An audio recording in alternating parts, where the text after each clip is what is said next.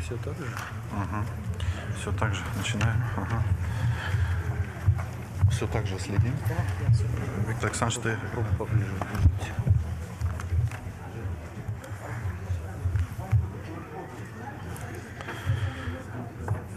Ирыгун Булдар. Хизепле Олег Алексеевич. Хизепле депутация. Хакла Ханазем. Добрый день, уважаемый Олег Алексеевич, уважаемые депутаты и приглашенные. Сегодня день рождения у нашего коллеги-депутата Сергея Евгеньевича Ерощенко. Уважаемый Сергей Евгеньевич, примите наши поздравления и пожелания крепкого здоровья, неиссякаемой энергии, дальнейшей плодотворной парламентской деятельности и успехов в реализации всех намеченных планов.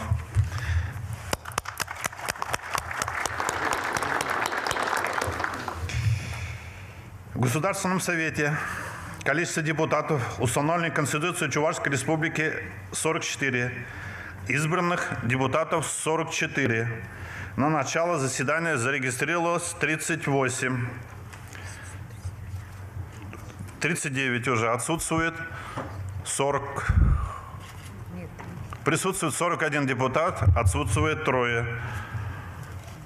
Будьте внимательны, коллеги. Просьба зарегистрироваться. Вот тут. Присутствует 42 депутата, отсутствует 2. Кворум для работы имеется. Хизепле депутатсем, Хакла Ханазем, Чуваш Республикин, Щичимеш Суйлаври, Патшалах Канажин, Черетель Ултымеш Сессии, Ужимно Тезе Пельдередеп. Уважаемые депутаты и приглашенные, очередную 6-ю сессию Государственного Совета Чувашской Республики 7-го созыва объявляю открытой.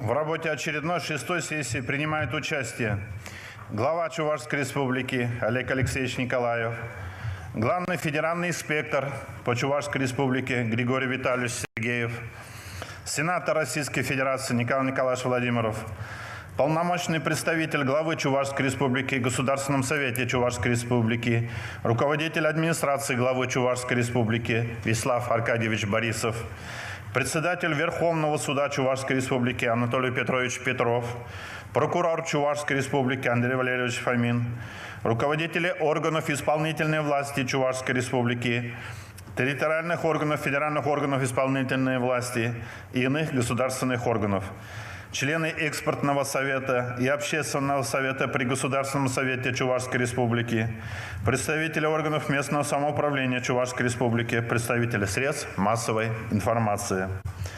Для сведения депутатов, в соответствии со статьей 54 Регламента Государственного совета, депутаты Алексеев Роман Юрьевич, Алексеева Ирина Александровна, Ильина Людмила Александровна, Мешков Олег Вадимович, Свечников Владимир Васильевич, Угаслов Николай Федорович представили заявление о передаче своих голосов в связи с отсутствием на заседании по уважительным причинам.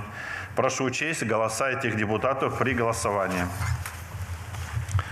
Рабочих органов сессии. Нам необходимо образовать секретарь сессии.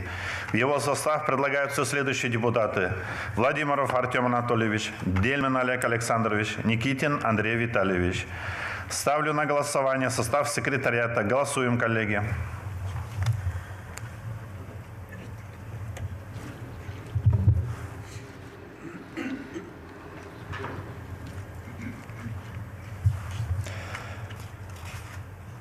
Решение принято. Руководителем секретариата рекомендуется избрать Дельмина Олега Александровича.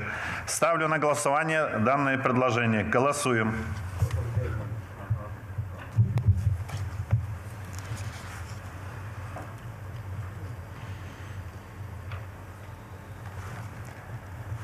Решение принято. Секретариат прошу занять специально отведенные места. Комиссия по контролю за электронной системой голосования нами утверждена на срок полномочий Госсовета 7-го созыва в составе Алексеева Ирины Александровны, Мельникова Сергея Владимировича, Малякова Игоря Юрьевича. В составе счетной группы, утвержденной на срок полномочий парламента Чувашии 7-го созыва, депутаты Данилов Григорий Владиславович, Зорин Юрий Александрович, Лидерман Владимир Викторович, Семенова Ксения Александровна, Симпанов Константин Олегович. Регламентная группа в составе Кольцова Сергея Алексеевича, Антонова Валерия Михайловича, Мурайкина Владимира Ивановича находится на своем рабочем месте. О порядке работы сессии. Государственный совет проводит заседание утреннее с 10 до 14 часов, вечернее с 15 до 18 часов, перерыв на обед с 14 до 15 часов. Первый перерыв на 20 минут, последующий через 1,5 часа. Время для докладов не более 15 минут. Для содокладов не более 5 минут. Для выступающих на прениях до 6 минут. Для заявления по порядку ведения заседания до 1 минуты. Коллеги, напоминаю, продолжительность вопроса не должна превышать 1 минуты. Уважаемый депутат, предлагаю нашу работу устроить строго в соответствии с регламентом Государственного совета Чувашской Республики. О повестке дня сессии. В соответствии с статьей 43 регламента Государственный совет Чувашской Республики утверждает повестку дня сессии. Проект повестки дня очередной 6-й сессии у вас имеется. Ставлю на голосование принятие повестки дня сессии за основу. Голосуем.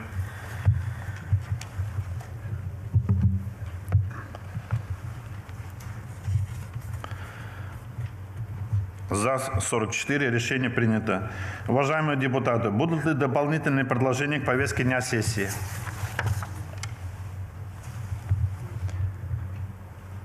Ставлю на голосование утверждение повестки дня в целом. Голосуем.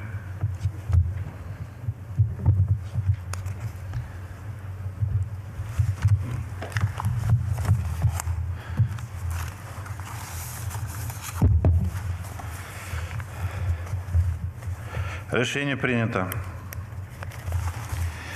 Уважаемые депутаты, в соответствии с статьей 12 регламента Государственного совета Чувашской Республики, разрешите мне выступить кратким сообщением.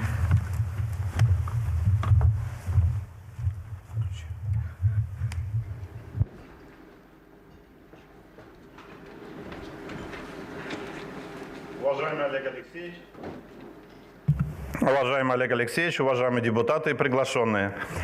Сегодняшняя сессия имеет особое значение не только для депутатов и органов власти, но и для каждого жителя Чувашии. В соответствии с Конституцией Чувашской Республики, глава Чувашской Республики представляет отчет о результатах деятельности правительства за 2021 год. Сегодня уверенно можно сказать, что несмотря на сложности, связанные с санитарно-эпидемиологической ситуацией, Чувашия в целом справилась со всеми задачами, которые стояли перед органами власти, руководителями предприятий и учреждений общественных организаций. В минувшем году Государственный совет принял целый ряд законов, которые дают существенную поддержку экономике и социальной сфере. Один из главных критериев развития региона – уровень жизни населения. В этом рейтинге наша республика улучшила свои показатели и за прошедший год поднялась еще на 5 ступенек, заняв 34 место среди 85 субъектов Российской Федерации. В Приволжском федеральном округе Чувашия по качеству жизни на 5-м месте. По инициативе главы Чувашии в прошлом году заработало расширенное правительство. Депутаты совместно с членами Кабинета министров обсуждают наиболее значимые и резонансные законопроекты еще до внесения на рассмотрение правительства и парламента. Это дает нам возможность уже на первоначальном этапе вносить свои предложения в проект закона. Данный формат показал свою эффективность, например, при рассмотрении республиканского бюджета. Законодатели плодотворно работают также в Высшем экономическом совете Чувашской республики. Депутаты входят в состав коллегии министерств, совещательных и координационных советов. 28 января глава Чувашской республики Олег Алексеевич Николаев огласил ежегодное послание Государственного совета Чувашской республики. В программном документе определены главные направления государственной политики на 2022 год и планы на перспективу. Поставлены амбициозные задачи, которые касаются самого широкого круга вопросов – социальной сферы, экономики, создания благоприятных и комфортных условий жизни как в городе, так и на селе. Госсовет особое внимание уделит законодательному обеспечению реализации поставленных в послании задач. Мы должны разработать и принять законы, способствующие улучшению уровня и качества жизни людей. На заседании Президиума Госсовета мы рассмотрели и утвердили план мероприятий по реализации основных положений послания главы Чувашской республики Государственному совету. Он сформирован на основании предложений комитетов и депутатов республиканского парламента с учетом инициатив органов исполнительной власти Чувашской республики. Нам необходимо совместно разработать, принять 75 законов Чувашской республики. Из них 9 основополагающие, в первую очередь, направлены на социальную поддержку граждан. 19 законопроектов о преобразовании муниципальных образований Чувашской республики и 47 законов, связанных с дальнейшим социально-экономическим развитием вновь создаваемых округов.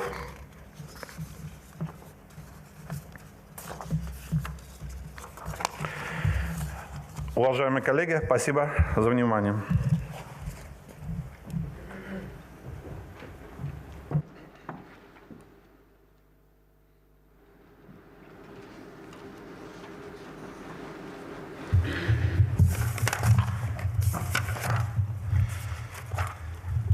Переходим к рассмотрению вопросов повестки дня сессии. Рассматриваем первый вопрос об отчете о результатах деятельности Кабинета министров Чувашской республики за 2021 год. Внесен Президиум Государственного совета Чувашской республики. Уважаемые коллеги, 15 февраля текущего года на заседании Президиума Государственного совета представителям всех фракций в парламенте достигнута договоренность о регламенте рассмотрения отчета главы Чувашии. Планируется выступление главы Чувашской республики, предложено не ограничить время его выступления. Затем вопросы от фракции и выступление не более одного представителя от каждой фракции. Нет возражений?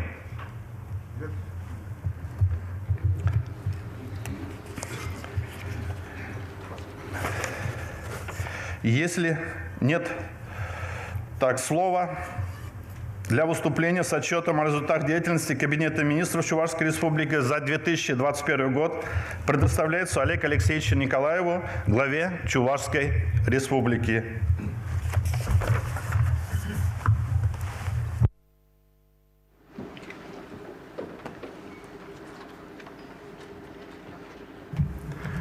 Хакла Чуваш республики патшалық канажы депутаты зем, хакла ранда хакла панги бугова хушанаганзем, хакла юлдашсем. Эбрбан Зирембе, иртни жолда правительство Пурибеде перле, кундане депутат Сембеде, паянги граждан общества институте Зембеде, тогда Чувашской республики ишеген предприятие Зембе перле туза иртерне эсемберге галажы бар, терле шидинюзене балар сағвары бар, анчақта шитмеліксін бергеде палах калажы бар, вазене мле мало тюледесе бергеде сүтсе явы бар. Уважаемые депутаты, уважаемые участники сегодняшнего собрания, дорогие земляки, вам представлен достаточно подробный отчет о деятельности правительства Чувашской Республики за 2021 год. И в этом году он впервые представлен вам в электронном виде, и через QR-код он доступен вам. И, конечно же, те, кто хотел, мог его распечатать для того, чтобы поработать с ним в удобном формате. В этом отчете достаточно подробно представлена вся информация о проделанной работе с детализацией по отраслям, по территориям, по объектам. Но, тем не менее, разрешите представить некую сводную информацию, которая характеризует деятельность правительства, и не только правительства Чувашской Республики, а это работа совместная депутатов Государственного совета, институтов гражданского общества, предприятий и каждого жителя Чувашской Республики в течение всего года. В прошедшем году для нас по-прежнему главным приоритетом деятельности являлись повышение благосостояния граждан, создание достойных и привлекательных условий для жизни, работы и самореализации. Это напрямую коррелируется с обозначенными президентом России Владимиром Владимировичем Путиным национальными целями развития страны, стратегическими инициативами и национальными проектами. Все это неизменные для нас ориентиры, они в итоге все направлены на повышение качества жизни каждого жителя Чувашской Республики. Действующие в Чувашии 23 государственные программы были сгруппированы по 5 национальным целям. Они известны всем, но тем не менее, повторю, это сохранение населения, здоровья и благополучия людей, возможности для самореализации и развития талантов, комфортная и безопасная среда для жизни, достойный, эффективный труд и успешное предпринимательство, цифровая трансформация. На их реализацию было предусмотрено 80 миллиардов рублей, что почти на 12% больше, чем в 2020 году. Значительная часть средств, это более 82%, было направлено на две национальные цели. Это сохранение населения, здоровья и благополучия людей и возможности для самореализации и развития талантов. То есть мы, как понимаем, это в основном социальное направление и другие связанные с этим вещи. Освоение средств в целом по данным направлениям составило более 95%. Несмотря на то, что пандемия коронавируса заставила нас сдвинуть вправо, как это принято говорить, горизонт планирования, по итогам 2021 года нами достигнуты 90% целевых показателей и 97% запланированных результатов национальных целей и проектов. Это, коллеги, конечно же, не просто набор цифр, за ними конкретные изменения. Это открытые школы, детские сады, больницы, улучшение жилищных условий и многое другое. Если говорить о том, что не реализовано, это 16 из 159 показателей, вернее, не достигнуто, и 8 из 233 результатов в рамках национальных проектов. Это проекты такие, как здравоохранение, демография, жилье и городская среда и безопасные качественные дороги. В частности, потребовалось срочно перепрофилировать больницы и поликлиники для лечения пациентов с коронавирусной инфекцией, ограничить плановую диспансеризацию. Влияли, к сожалению, набившие оскомину проблемы, связанные с капитальным строительством. Это недобросовестность подрядных организаций, плохое качество проектной документации, низкие темпы работ и, к сожалению, еще и удорожание строительных материалов. В прошлом году в Чувашии реализовывались 46 региональных проектов по 11 национальным проектам общим объемом 17 миллиардов рублей. Это с ростом к 2019 году на 2 миллиарда рублей. В конце 2021 года мы вошли еще в реализацию 12-го национального проекта. Это туризм и индустрия гостеприимства. Надо сказать, хотя этот проект только в прошлом году был сформулирован и начал реализовываться как национальный проект, но уже в Чувашии велись реконструкции 3 объектов, обеспечивающих инфраструктуру Чебоксарского залива и Красной площади в рамках создания кластера Чувашия «Сердце Волги», Московской набережной. Однако из-за проблем, как раз в том числе, я уже о них выше сказал, выявленных при выполнении строительных работ на ряде объектов, и не начавшегося по причине отсутствия госэкспертизы строительства защитных сооружений на реке Волга, неосвоенными остались почти 270 миллионов рублей федеральных средств. Но здесь сразу хотелось бы оговориться, деньги законтрактованы, и сейчас ведется работа по подтверждению этих средств для того, чтобы продолжить работы в текущем году, для того, чтобы все работы были выполнены, ну и, конечно же, чтобы целевые показатели были, пусть даже с запозданием, достигнуты. И здесь сразу же отмечу, все средства федеральные, а их примерно 1,7 миллиарда рублей, они на сегодняшний день в основном подтверждены. Ну, как бы они числятся как неосвоенные, но они все законтрактованы и подтверждены для того, чтобы дореализовывать их в текущем году. Это как раз и достройка садиков, достройка врачебных амбулаторий и другие. Все это у вас в отчете представлено. Но мы рассчитываем, что учрежденное в прошлом году Агентство по развитию туризма и индустрии гостеприимства успешно реализует все планы, которые были обозначены в моем послании Госсовету Республики. В ходе работы над государственной программой развития туризма удалось сформулировать потенциальные возможности туристской индустрии Чувашии. Целевой ориентир в ближайшей перспективе турпоток должен быть доведен до 1 миллиона человек в год. Ожидается освоение новых видов туризма и появление туристических маршрутов. В прошлом году мы включились в межрегиональный железнодорожный проект «Яркие выходные» в Приволжье и уже приняли 2 железнодорожных круизных поезда. Начата работа по созданию 2 межрегиональных брендовых маршрутов «Две сестры, 2 этноса» и «Путешествие гурмана по Великой Волге». Национальный проект здравоохранения. За счет бережливых технологий значительно улучшены условия оказания медицинской помощи в половине поликлиник Чувашии. Вдвое больше, чем в 2020 году, оказана помощь санитарной авиации. Из районов республики экстренно доставлены 109 пациентов высокого риска. 100% фельдшерско-акушерских пунктов подключены к сети интернет, все медицинские организации к телемедицинской сети.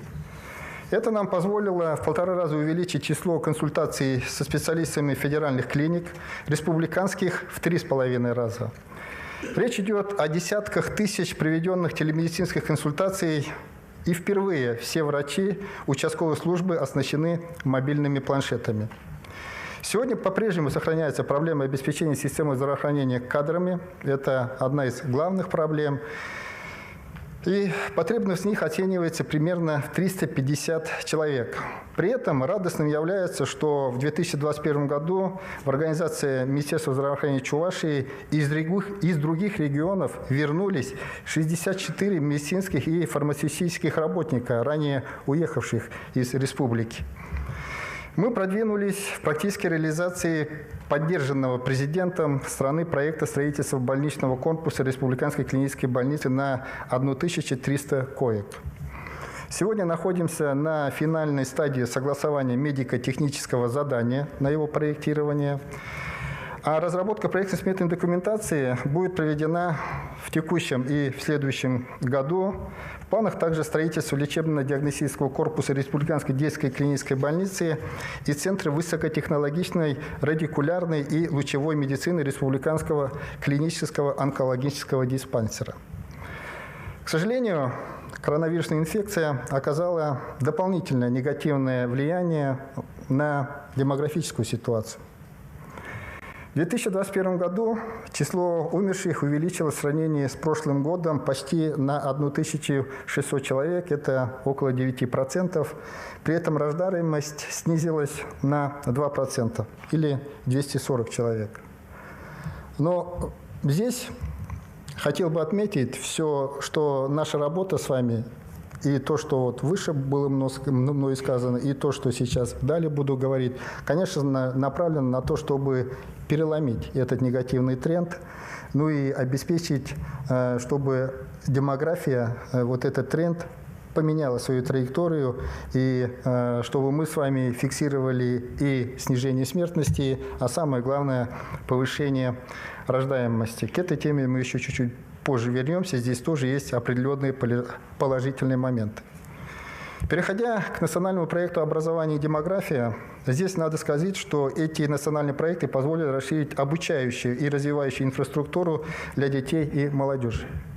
Построены 2 школы в Батыревском и Маргашевском районах. Еще одна школа находится в стройке. Это микрорайон Садовый города Чебоксары.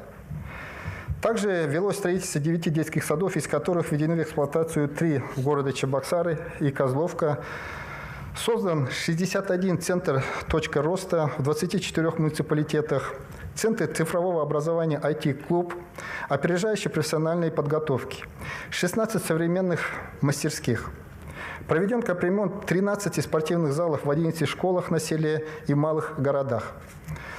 Как было отмечено в послании, в прошлом году мы провели коренную модернизацию свыше 90 объектов образования с износом свыше 50%. Это 53 школы, 35 детских садов и 3 детских оздоровительных лагерей. Для занятия физической культурой и спортом в прошлом году построены 3 физкультурно-оздоровительных комплекса открытого типа в городе Чебоксары, Батыревском и Цивильском районах. Плавательный бассейн в селе Аликово и плоскостной стадион в школе номер 8 города Новочебоксарск. Начаты работу по строительству физкультурно-оздоровительного комплекса с 25-метровым плавательным бассейном в село Ишлей Чебоксарского района. Свои двери он откроет уже в текущем году. Работы ведутся, можно сказать, по плану. Переходя к национальному проекту «Культура», надо сказать, что данный национальный проект позволил завершить работы на таком сложном объекте, как здание Чувашской государственной филармонии. Я об этом достаточно подробно говорил в своем послании, не буду повторяться. Построен сельский дом культуры в деревне Ярабай-Косы Маргаушского района. Капитально отремонтированы здания учреждений культурно-досугового типа в Батыревском и Янтикском районах. Проведена модернизация 8 детских школ искусств и 49 учреждений культуры и искусства. Создан виртуальный концертный зал в городе Ядрине и оснащен необходимым оборудованием кинозал в Новочебоксарске. Всего в республике модернизировано 20 кинозалов и 7 библиотек, благодаря чему их посещаемость выросла в 2 раза. Впервые предусмотрены средства на пополнение фондов библиотек книгами на чувашском языке. К слову, по уровню информатизации библиотеки республики продолжают оставаться на первом месте в Приволжском федеральном округе, а по охвату детского населения работы школ искусств, музыкальных и художественных школ на 3-м месте. В прошлом году Чувашия также активно включилась в реализацию президентской инициативы программы «Пушкинская карта». Отрадно, что такой возможностью воспользовались максимальное количество школьников, и тем самым мы с вами стали вторыми в России по показателю охвата молодых людей данным видом возможностей, ну и по абсолютному количеству проданных билетов по Пушкинской карте 7-е в России. Уважаемые коллеги, республиканская адресная инвестиционная программа. В прошлом году мы с вами завершили строительство 128 объектов из 141, которые были запланированы в рамках РАИ. Введены в эксплуатацию 7 участков автомобильных дорог. Мы неоднократно отмечали важность коренной модернизации инфраструктуры в самых различных сферах. Именно поэтому в сравнении с 2020 годом на финансирование объектов капитального строительства было предусмотрено в 1,5 раза больше средств. Это более 7 миллиардов рублей. Вы это прекрасно знаете, потому что утверждали сами закон о бюджете Чувашской республики. Это стало возможным, уважаемые коллеги, и потому, что мы с вами финансово, можно сказать, окрепли. Почти на 1 миллиард рублей снизили государственный долг, завершили год в целом с профицитом. Чувашия по-прежнему занимает уверенное первое место в России по уровню открытости бюджетных данных. 3 года подряд подтверждает высокий уровень долговой устойчивости, что позволяет получать дополнительные объемы бюджетного кредитования. удалось существенно нарастить доходную базу. Доходы консолидированного бюджета Чувашии в минувшем году впервые превысили планку 85 миллиардов рублей. При этом собственные доходы поступили в объеме 46 миллиардов рублей с ростом к уровню 2020 года почти на 17%. Хорошая динамика наблюдается и по налоговым доходам. Увеличение почти на 14%. Мы впервые в ПФО по росту налога по патентной системе налогообложения, это более чем 10 раз, если в разах, первые, вторые по налогу на профессиональный доход и третьи по НДФЛ. В сравнении с 2019 годом мы на 40% до 70,5 тысяч рублей увеличили расходы консолидированного бюджета на одного жителя. В условиях пандемии большое внимание уделялось бюджетной устойчивости муниципалитетов. В 2021 году из республиканского бюджета межбюджетные трансферты местным бюджетам представлены в объеме почти 29 миллиардов рублей с ростом на 10% в сравнении с 2020 годом. На 20% увеличились объемы поступления собственных налоговых и неналоговых доходов. Укрепление финансового потенциала Чувашии позволяет сохранить достигнутые темпы развития региона, выполнять обязательства перед гражданами, увеличивать объемы привлеченных инвестиций, направлять больше средств на реальное обновление коммунальной и общественной инфраструктуры, строительство жилья и дорог, масштабную модернизацию объектов социальной сферы. Несмотря на все сложности, мы вышли на пандемийный уровень развития экономики. Фиксируется оживление бизнеса. За последние 2 года в Чувашии начали свою деятельность 985 субъектов предпринимательства. Открыто более 50 новых производств и создано около 6 тысяч новых рабочих мест. Соглашения об инвестициях заключены в 2021 году на сумму более 30 миллиардов рублей. В целом же инвестиционная деятельность для нас является нашим постоянным приоритетом. Большую часть вложений, несомненно, обеспечивают ведущие предприятия Чувашии. Работа на принципах совместной с правительством республики деятельности позволит заключить первый в России специнвестконтракт по локализации производства тракторов малой и средней мощности. Претендовать на участие наших предприятий в инвестиционных и научно-изыскательских направлениях крупнейших российских корпораций, таких как РЖД, Ростех, Росатом, Роскосмос и Россеть. В 2021 году объем инвестиций в основной капитал составил около 60 миллиардов рублей в целом. При этом сформирован портфель из 450 инвестиционных проектов во всех сферах экономики на сумму около 300 миллиардов рублей с созданием более 6 тысяч рабочих мест. Такие перспективы требуют от нас, уважаемые коллеги, очень сконцентрированной и слаженной работы и в дальнейшем.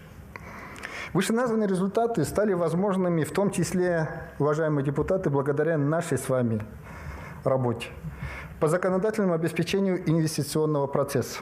Это и закон о стимулировании бизнеса, готового работать в рамках специальных инвестиционных контрактов, расширение возможностей использования механизма инвестиционного налогового вычета и другие решения, принятые в прошлом году. Кабинетом министров заложен хороший задел для дальнейшего движения в данном направлении. Подана заявка на создание особой экономической зоны в городе Новочебоксарске. Реализуется программа субсидирования в целях создания частных промышленных парков. В 2021 году республика получила 1 миллиард рублей на создание 2 частных парков – промышленного технопарка «Абат» и индустриального парка «Машзавод», и 51 миллион рублей субсидий на реализацию промышленной политики. Организован также кластер пищевого оборудования, перспективы кластера в сфере машиностроения, химической отрасли и дверной кластер. Наша задача – поддерживать предприятия на всех стадиях развития, создания, функционирования и роста. О работе с крупными предприятиями я только что сказал. Но не менее важно, а может даже и в приоритете, внимание малому, среднему и микробизнесу, а также самозанятым. Здесь работа шла прежде всего по совершенствованию инфраструктуры, их поддержки и развития под общей крышей центра «Мой бизнес». Через запуск проекта ТелеМФЦ мы добились объединения возможностей площадок МФЦ и «Мой бизнес». существенно упростили требования для получения льготных форм поддержки. К примеру, для получения микрозайма с 8 до 2 дней сокращен срок рассмотрения заявки. Из 30 до 6 уменьшено количество требуемых документов. Кроме того, синхронизированы направления поддержки МСП, фермеров и малоимущих граждан по социальным контрактам. В прошлом году такой комплексной формой поддержки были охвачены 1700 человек, которые стали самозанятыми. Ранее они числились малоимущими. Всего по итогам отчетного года насчитывается более 65 тысяч субъектов малого и среднего предпринимательства, обеспечивающих рабочими местами треть занятого населения республики, в том числе почти 22 тысячи самозанятых. Число последних увеличилось за год втрое. На 3 миллиарда рублей больше ими уплачено налогов, а всего субъектам малого бизнеса более 24 миллиардов рублей. Очень важным направлением, уважаемые коллеги, является агропромышленный комплекс. И не только как составляющая экономики республики, но и как база для повышения качества жизни на селе и изменения его облика. Второй год в условиях пандемии аграрии доказывают, что готовы и способны работать в экстремальных условиях. В прошлом году испытала нас и погода. Но благодаря наращиванию энергообеспеченности, внедрению современных технологий и подходов к производству работ удалось достойно преодолеть большинство сложностей. Не было срыва поставок сырья предприятиями пищевой промышленности, выполнены все взятые на себя обязательства. За 7 лет рост сельскохозяйственного производства составил более 18%. По эффективности 1 гектара Чувашия на 4-м месте ПФО и на 24-м по стране. Мы первые в округе по производству картофеля, 4-е по России. Вторые по производству молока, 10-е по России. 4-е по мясу и по меду. Динамично развивается овощеводство закрытого грунта, в 1,5 раза увеличено производство томатов и на 20% огурцов. Пищевыми и перерабатывающими предприятиями за прошлый год внедрено более 320 наименований продукции. Мы одними из первых запустили маркировку молочной продукции на своих предприятиях. В прошлом году реализовано 112 инвестиционных проектов по строительству и модернизации производственных объектов на сумму более 2,5 миллиардов рублей и с созданием 190 рабочих мест. Для дальнейшего наращивания производства определены перспективные инвестиционные проекты, сформирован перечень необходимых под это площадок. Важно отметить, что развивается экспорт, прежде всего переработанной сельскохозяйственной продукции. В структуре экспорта такая продукция составляет более 80%. А сам экспорт агропромышленного комплекса – это почти 15% в общем объеме экспорта Чувашской республики. Торговля осуществляется 41 страной мира, и в прошлом году освоены новые рынки. Кондитерские изделия, шоколад, хлеб впервые попробовали в Италии, Турции, Швейцарии, Литве, Кувейте, Ираке. Куриные лапки в Китае. Начаты поставки органического льна в страны Европы. В сравнении с прошлым годом объем агроэкспорта вырос почти на 10 миллионов долларов США, в сравнении с 2019 это 20 миллионов долларов США и достиг почти 46 миллионов долларов США. Если говорить в целом, сразу же справочно о внешнеторговом обороте республики, то по предварительным данным он составил порядка 624 миллионов долларов США. И что примечательно, мы последовательно приближаемся к его заветному положительному балансу, когда объемы экспорта превышают объемы импорта. Если в 2019 году сальдо внешнеторгового оборота составляло минус 126 миллионов долларов США, то в 2021 году это минус 21 миллион долларов США. То есть положительный тренд более чем 100 миллионов долларов США. Предприятия региона экспортируют химическую продукцию, продукцию машиностроения, электротехнику, продукты питания. Торговыми партнерами Чувашской республики являются 99 стран мира. но мы приложим усилия, чтобы в текущем году перевалить 100 стран мира с тем, чтобы эта цифра была более красивой. Безусловно, все это стало возможным благодаря широкому спектру мер поддержки, которыми охвачены все направления сельскохозяйственного производства. В 2021 году на развитие отрасли мы смогли направить почти в 2 раза больше средств, чем годом ранее. Всего более 4 миллиардов рублей. В дополнение к существующим мерам введены субсидии мукомолам и хлебопекам на производство и реализацию зерновых культур, что позволило сдержать рост цен на социально значимый ассортимент хлебобулочных изделий. Хотя республики занимают первое место ПФО по распаханности земель из 6-й России, мы продолжаем, коллеги, инвентаризацию земель сельхозназначений для повышения, вернее, для выявления неучтенных по различным причинам участков и последующего ввода их в оборот. Я здесь обращаю внимание, прежде всего, глав администрации муниципальных образований. Это одна из главнейших наших задач, в том числе в рамках составления муниципальных паспортов. Справочно, на 1 января 2022 года в Чувашии числится только 1,5% вот таких земель сельхозназначения, как не введенные в эксплуатацию, или это 17 тысяч гектаров. По России в среднем это 16%. Но я уже сказал, что для нас это не самоуспокоенность, а наоборот. Наша задача выявлять дальше и дальше те резервы, которые мы можем использовать как в сельскохозяйственном производстве, так и в строительстве. Уважаемые коллеги, в 2021 году Чувашия в полном объеме выполнила взятые на себя обязательства и построено 716 тысяч квадратных метров жилья. Это стало возможным и благодаря новым механизмам поддержки строителей и граждан в вопросах обеспечения жильем. Активно стимулировало строительство жилья развитие инженерной инфраструктуры. В рамках индивидуальной программы социально-экономического развития Чувашской республики построены 12 объектов под формирование площадок для комплексной застройки. Ведется строительство и транспортной инфраструктуры на территории микрорайонов Новый город, Солнечный, 9-го микрорайона западного жилого района города Новочебоксарска и жилого комплекса «Южная звезда». По этой же программе для отдельных категорий граждан запущен механизм компенсации первоначального взноса по ипотеке, которым воспользовались 272 семьи. Выданы первые сертификаты на жилье детям-сиротам и многодетным семьям с 8 и более детьми.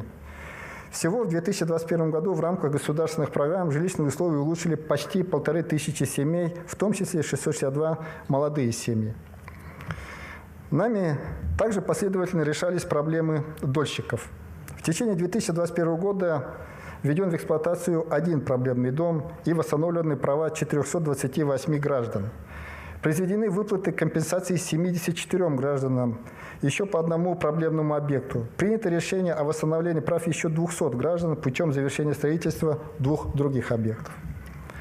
Объемные инвестиции в прошлом году мы заложили в мероприятие национального проекта «Жилье и городская среда». На финансирование 4 региональных проектов выделено 1,5 миллиарда рублей, что более чем в 2 раза выше уровня 2020 года. Почти в 2 раза, до 1 миллиарда 200 миллионов рублей, в 2021 году увеличены расходы на строительство и модернизацию инфраструктуры водоснабжения и водоотведения. Построено 16 объектов, по 10 объектам велась разработка проектно-сметной документации.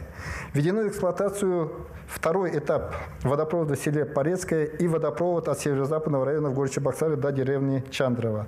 Возобновлено строительство группового водовода Батыревского, Комсомольского и Шимушинского районов. Завершены работы по строительству очистных сооружений в селе Янтиково и Порецкое. В целях проведения надлежащего состояния источников водоснабжения в сельских населенных пунктах капитально отремонтированы 112 водонапорных башен и водозаборных скважин. Здесь мы принимали дополнительные решения летом, когда стояла жара, с тем, чтобы эти объекты обязательно воплотили в жизнь и выделяли дополнительные средства. Завершена разработка проектно-сметной документации на реконструкцию тепловых сетей в городах Шумерля и Козловка. Выполняются работы по разработке проектов по модернизации системы теплоснабжения городов Алатырь и Шумерля, села Красные Читаи. Произведена замена тепловых сетей города Новочебоксарска. Программой благоустройства было охвачено 268 общественных пространств и дворовых территорий. За счет грантов Всероссийского конкурса лучших проектов создания комфортной городской среды в малых городах и исторических поселениях России завершены работы по благоустройству в городах Алатыре, Канаше и Мариинском Посаде на общую сумму более 160 миллионов рублей. В части электроснабжения, уважаемые коллеги, тоже очень важный вопрос. Развитие без электроэнергии, безнадежного снабжения электроэнергией будет очень сложно. Поэтому в 2021 году Чувашская республика была включена в перечень пилотных субъектов Российской Федерации по консолидации муниципальных объектов электросетевого хозяйства. За счет этого мы ожидаем повышения качества, надежности и бесперебойности электроснабжения потребителей за счет сокращения управленческих расходов и установления единого тарифа для республиканской территориальной сетевой организации, ну и, соответственно, сдерживания роста тарифа. В прошлом году продолжалось развитие, уважаемые коллеги, также и дорожной инфраструктуры. Всего за отчетный период выполнены работы на 625 дорожных объектах, отремонтировано свыше 460 километров и построено 8 километров дорог. В том числе по национальному проекту «Безопасные качественные дороги» 120 километров дорог. Построено 10 километров линий электроосвещения. Это 65 объектов при первоначальном плане в начале года 49 объектов, общей протяженностью 52 километра. При этом объем финансирования с начала года увеличился на 600 миллионов рублей, а кассовое освоение средств по этому направлению стало 100%. С 2017 года объем всего дорожного фонда республики увеличился на 1 миллиард рублей и составил почти 6 миллиардов. Ну, если быть более точным, 5 800, около 5 800. Чувашская республика досрочно приступила к реализации программы ремонта мостов и путепроводов на автомобильных дорогах регионального и межмуниципального значения.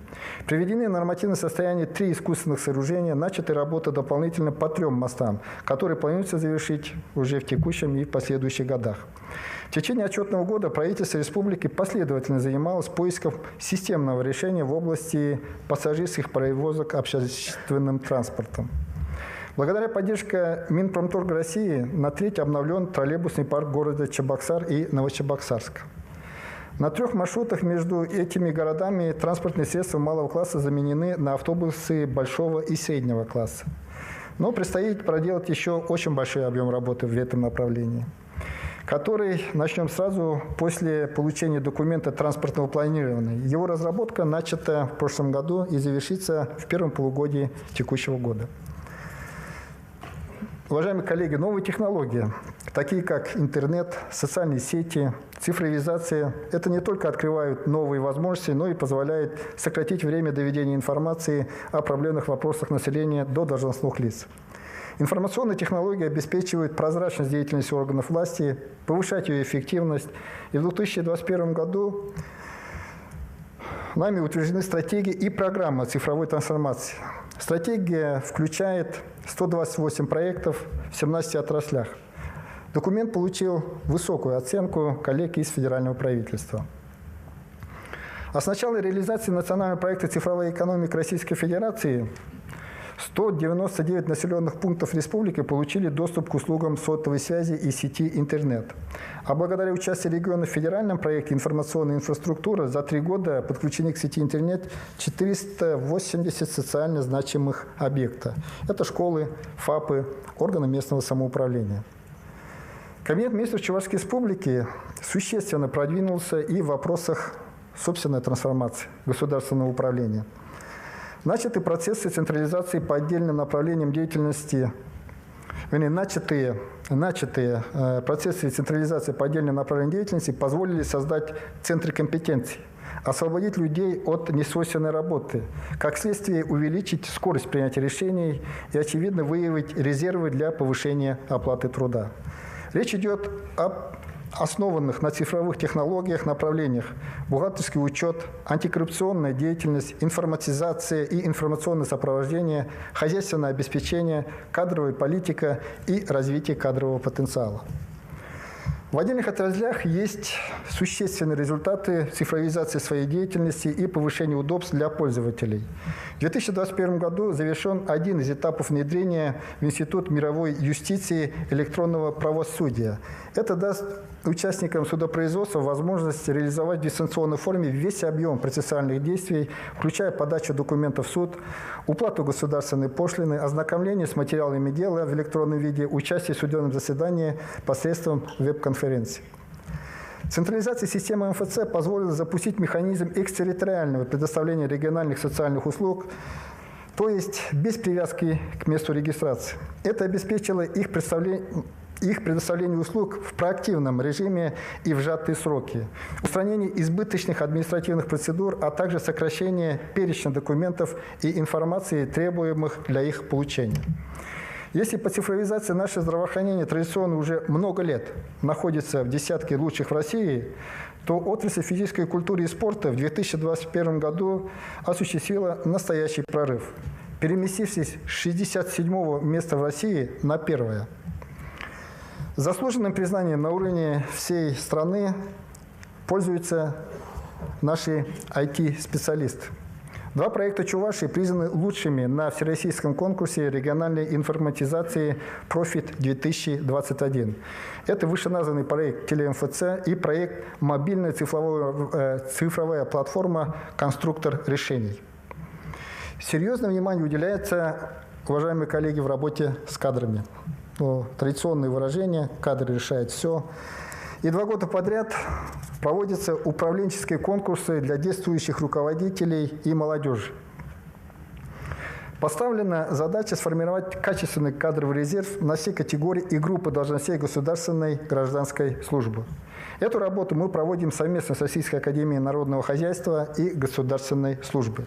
Кроме того, предусматривается требование к работе госслужащих и вопросам организации их деятельности. Соответственно, размер их оплаты труда будет напрямую коррелировать с достигнутыми показателями эффективности. Такая работа запущена, и я думаю, что уже через год мы с вами увидим первые результаты. В зоне нашего особого внимания, уважаемые коллеги, это, естественно, человек и семья. Особенно многодетные семьи, число которых в сравнении с прошлым годом выросло на 7%. Их уже более 16 тысяч. Вот это как раз тот положительный момент, про который я говорил, говоря о демографии. Конечно же, это направление, которое нам дает такие позитивные сигналы, с нашей стороны должно и дальше всемирно поддерживаться. Этому способствовало не просто сохранение всех мер социальной поддержки, но и их динамичное расширение до 48. Мы с вами в прошлом году обеспечили жильем все семьи с 8 и более детьми. Освободили многодетные семьи от уплаты транспортного налога на легковые автомобили с мощностью двигателя до 150 лошадиных сил включительно. Если в прошлом году такую поддержку получали семьи с 3 и более детьми, то уже с 1 января этого года, вернее, с 5 и более детьми, то уже с 1 января этого года будут получать семьи с 3 и более детьми. Обеспечили с этого учебного года более 11 тысяч детей из многодетных малоимущих семей бесплатным горячим питанием в школах. С 2022 года семьи, в которых родился 3-й или последующий ребенок, смогут направить республиканский материнский и семейный капитал на приобретение автотранспорта. Конечно же, если они будут обеспечены жильем. Уверен, новые меры существенно расширяют и дополняют комплекс ранее принятых нами решений по поддержке многодетных семей в Чувашии. Уважаемые коллеги, то, что мы с вами движемся в правильном направлении по обеспечению всестороннего развития республики, повышению качества жизни горожан, показывают и некоторые сводные данные, о некоторых говорил в том числе Леонид Ильич. Так вот, по версии агентства «Риа Рейтинг», Чувашия заняла 34-е место в России и 5-е по ПФО по качеству жизни, переместившись с 2019 года на 10 пунктов, а с прошлого на 5 позиций. Вы знаете, уважаемые коллеги, есть еще и множество других рейтингов, в которых республика показывает положительные тренды. Но еще раз хочу обозначить лично свою позицию, которой руководствуется в том числе своей деятельностью правительства Чувашской республики. Мы нацелены на работу, которая дает ощутимые позитивные изменения для жителей республики. Несомненно, фиксация позитивных результатов в методиках общефедеральных оценок деятельности регионов по различным направлениям деятельности для нас – это, с одной стороны, вдохновение. А самое главное – это понимание того, что нами выбран правильный вектор, и мы действуем с вами в правильном направлении. Подтверждением этому является и то, что в сравнении с 2020 годом поступило на 1700 обращений меньше со стороны граждан. Всего в 2021 году таких обращений было 7500. Снижение коснулось таких направлений, как социальная сфера, ЖКХ и экономика. Это, на мой взгляд, говорит, что мы с вами слышим лучше людей, обращаем внимание на их просьбы, но очень важно здесь эту работу продолжить и дальше, и использовать для коммуникаций все возможности. Больше стало возвращаться на малую родину ранее уехавших специалистов. К примеру, в 2020-2021 годы для удостоверства в организациях Минздрава вернулись 129 медицинских работников, фармацевтов и иных специалистов, отрасли которых не хватает в республике. Ранее я говорил 64 в прошлом году, всего за 2 года 129. Есть факты и по другим направлениям. Вы знаете, члены правительства у нас не только вернулись, но к нам приезжают и победители конкурса «Лидера России» работать, и члены правительства Российской Федерации реализовывать себя на ниве региональной госслужбы. Это говорит о том, что вот как раз, вернее, подтверждает эти факты, то, что я только что выше обозначил. Таким образом, уважаемые коллеги, обобщая выше приведенную информацию, можно констатировать, что за 2 года, в том числе при широкой поддержке общества, различных политических сил, депутатов Госсовета Чувашии, территориальных органов, федеральных органов исполнительной власти, мы вышли с вами на траекторию структурных преобразований в жизнедеятельности всей республики. Наша общая цель – сделать Чувашию комфортной для жизни, работы и отдыха, в том числе и для тех, кто хотел бы связать свою судьбу с нашим регионом и готов переехать сюда на постоянное место жительства. Этому во многом способствует здоровая экологическая ситуация, сравнительно невысокие цены на основные продовольственные товары и наличие множества вариантов для досуга и рекреации. Важно продолжить демонстрирующую положительные результаты совместную работу, чтобы каждый на своем месте знал, что необходимо делать, и делал это наилучшим образом, понимая, что это вклад в общий результат развития родного края. Уважаемые коллеги, спасибо за внимание. Готов ответить на вопросы.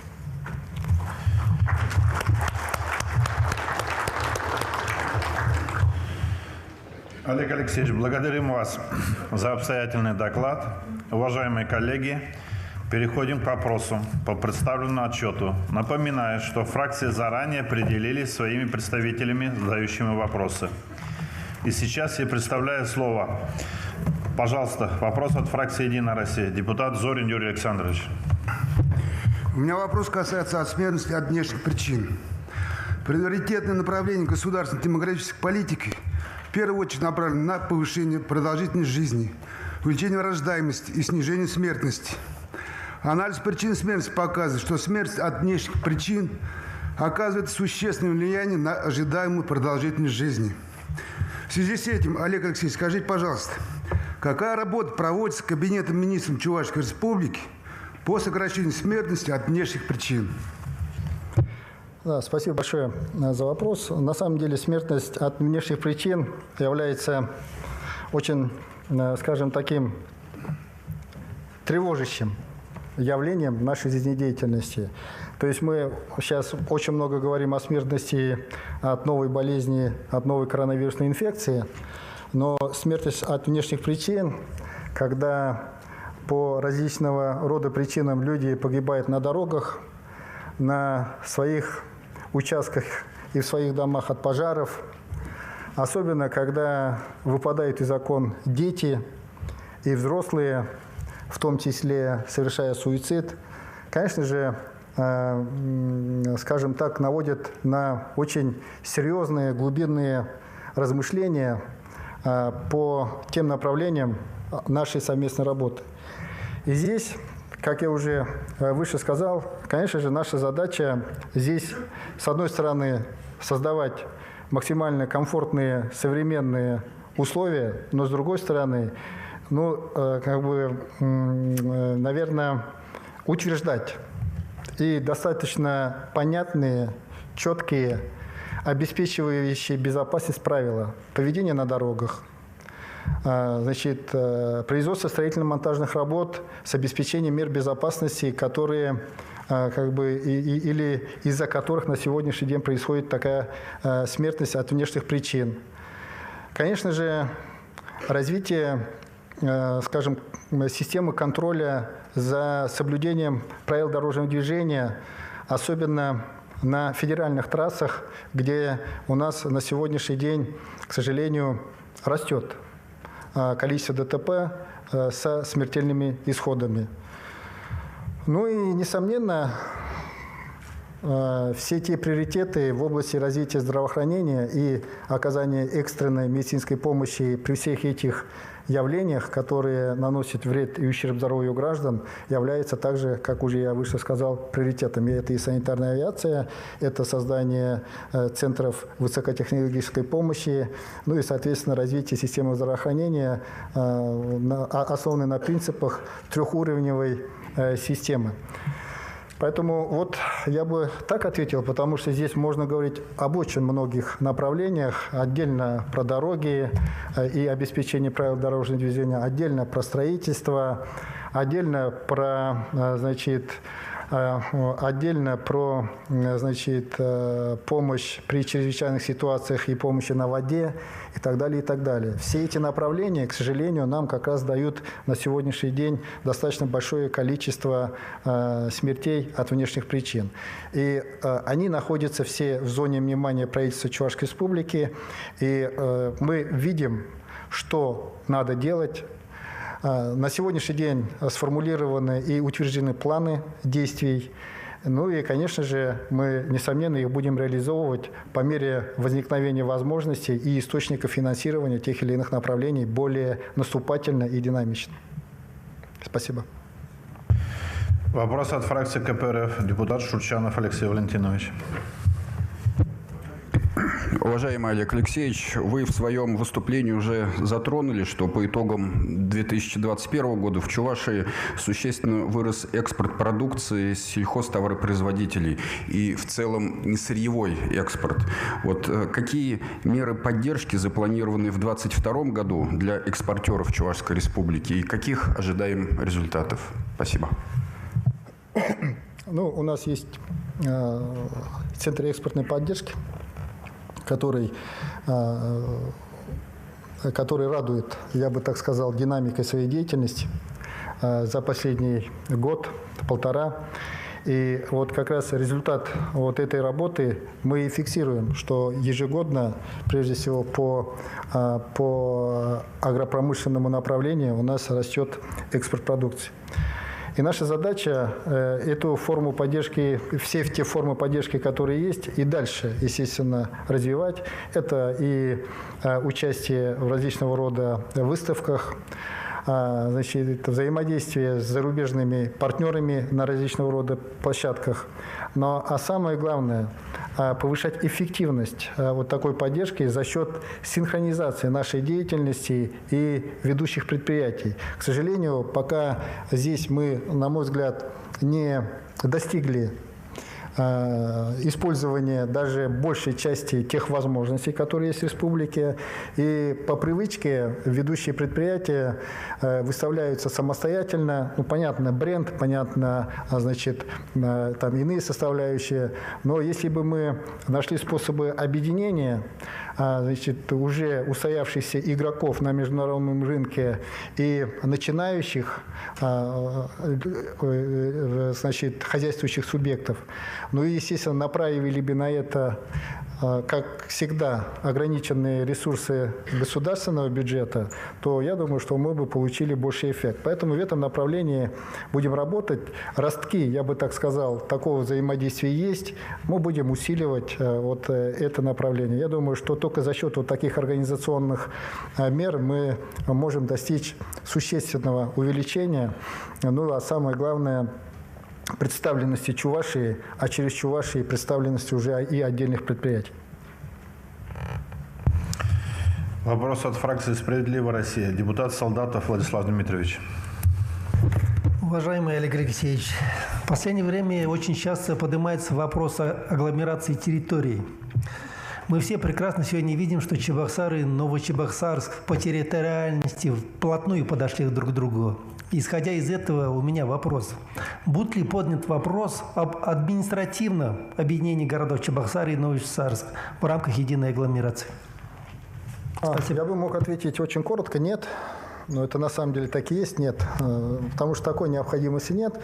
Действующее законодательство Российской Федерации, региональное законодательство и те решения, которые принимаются правительством Российской Федерации по синхронизации различных национальных проектов, различных форм поддержки различных отраслей для достижения обозначенных целей и повышения эффективности использования бюджетных средств, нам позволяет уже сейчас, не, скажем, прибегая к этому к административному объединению, выстраивать работу по агломерационному принципу.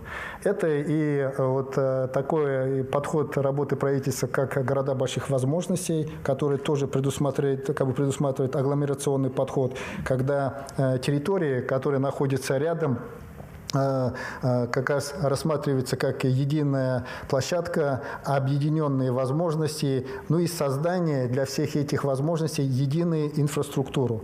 Ровно исходя из таких подходов нам удалось увеличить с 5 до 7 школ, по которым мы сейчас участвуем в программе, президентской программе 1300 школ, которая реализовывается ВЭБом РФ, естественно, совместно с правительством Российской Федерации.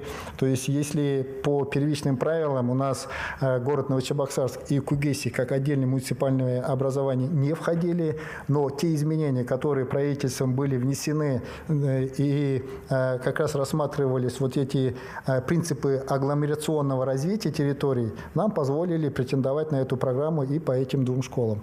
Поэтому эти принципы и подходы, которые будут нам давать возможность ускоренного развития и социальной инфраструктуры, и коммунальной инфраструктуры, транспортной инфраструктуры, естественно, будем активно использовать. Вопрос от фракции ЛДПР. Депутат Степанов Константин Олегович. Пожалуйста. Да, Леонид Ильич, у меня 2 вопроса будет сразу же. Или... Константин Олегович, по очереди. Сначала один, потом 2 вопрос. Хорошо. Уважаемый Олег Алексеевич, сфера пассажирских перевозок как в столице республики, так и межмуниципальных пострадала от ковида как в 2020, так и в 2021 году. Удаленка, закрытие общепита, торговых центров, безусловно, сказались.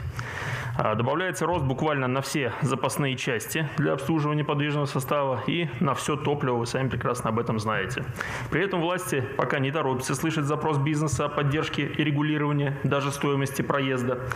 И мы можем притвориться, что бизнес, конечно же, справится сам, а Чебоксарскому троллейбусному управлению, о котором вы здесь озвучивали, в очередной раз под конец года Чебоксарское горсобрание подкинет 50-100 миллионов рублей. Но оставаясь хорошими в глазах жителей и не поднимая проезд, не обращая внимания на проблемы перевозчиков, мы можем убить буквально местный бизнес в этой сфере. Можете ли вы объяснить позицию по этому вопросу Кабинета министров и обнадежить местных предпринимателей, что у властей нет планов снова выбросить их на улицу, как это было при прошлой транспортной реформе? Значит, конечно, нет у нас планов убить бизнес. Наоборот, есть цели и задачи максимально поддерживать бизнес во всех сферах, в том числе в сфере пассажирских перевозок. И здесь, я уже сказал в своем отчете, мы должны исходить от фундаментальных исследований. От фундаментальных исследований, которые основаны на пассажиропотоках. Насколько народ передвигается с одной точки в другую, а самое главное, еще надо сформировать и некие, наверное, тренды изменений в зависимости от развития города Чебоксары, Новочебоксарска, если мы здесь берем, в том числе исходя из развития этой территории как агломерации. И заложить соответствующие, скажем, составляющие в транспортное обеспечение. Ну и ровно такое исследование и, выработка, скажем так, уже однозначного решения, как будет организовано транспортное обеспечение населения, нам позволит уже выработать и четкие, понятные, долгосрочные инструменты поддержки участников этого процесса, будь то государственные, муниципальные, либо частные. И очевидно, когда мы говорим о государственных или муниципальных участниках транспортных перевозок, здесь мы исходим из того, что мы можем опираться на эти предприятия, если вдруг случится ситуация, что надо принимать срочные решения по обеспечению транспортом людей, и в случае провала по тому или иному направлению данной очень важной составляющей для населения города или населенного пункта. Вот это основные задачи, и здесь на самом деле, опять же, как и по другим темам, можно говорить очень долго и очень детально. Хочу просто сказать, что проблема запускалась достаточно долгое время, и при этом есть федеральная норма, которая требует для того, чтобы пользоваться инструментами федеральной поддержки, нужен документ транспортного планирования региона. И поэтому в прошлом году принято было соответствующее решение. К сожалению, такого документа не было. О разработке такого документа, который нам как раз позволит, с одной стороны, обозначить на научной основе текущую ситуацию, естественно, выработать пути развития этой сферы деятельности, и дальше уже выработать четкие и понятные меры поддержки, опять же, обеспечивая равную доступность всех участников этого рынка. Завершая ответ насчет поддержки, я бы так сказал, правительство Чувашской Республики делало все, что от него зависело, для того, чтобы поддержать все предприятия, независимо какой сферы, которые пострадали от новой коронавирусной инфекции. Здесь и эти меры были как организационного характера, то есть взаимное участие в решении вопросов урегулирования кредитных взаимоотношений, выделения дополнительных средств, освобождения от налогов и так далее, и так далее. Поэтому и дальше ровно таким же образом будем поступать и действовать так, чтобы ситуацию прежде всего не уронить, если так можно выразиться, а самое главное – обеспечить поступательное развитие. Вопрос от фракции партии пенсионеров. Пожалуйста, депутат Степанов Николай Алексеевич.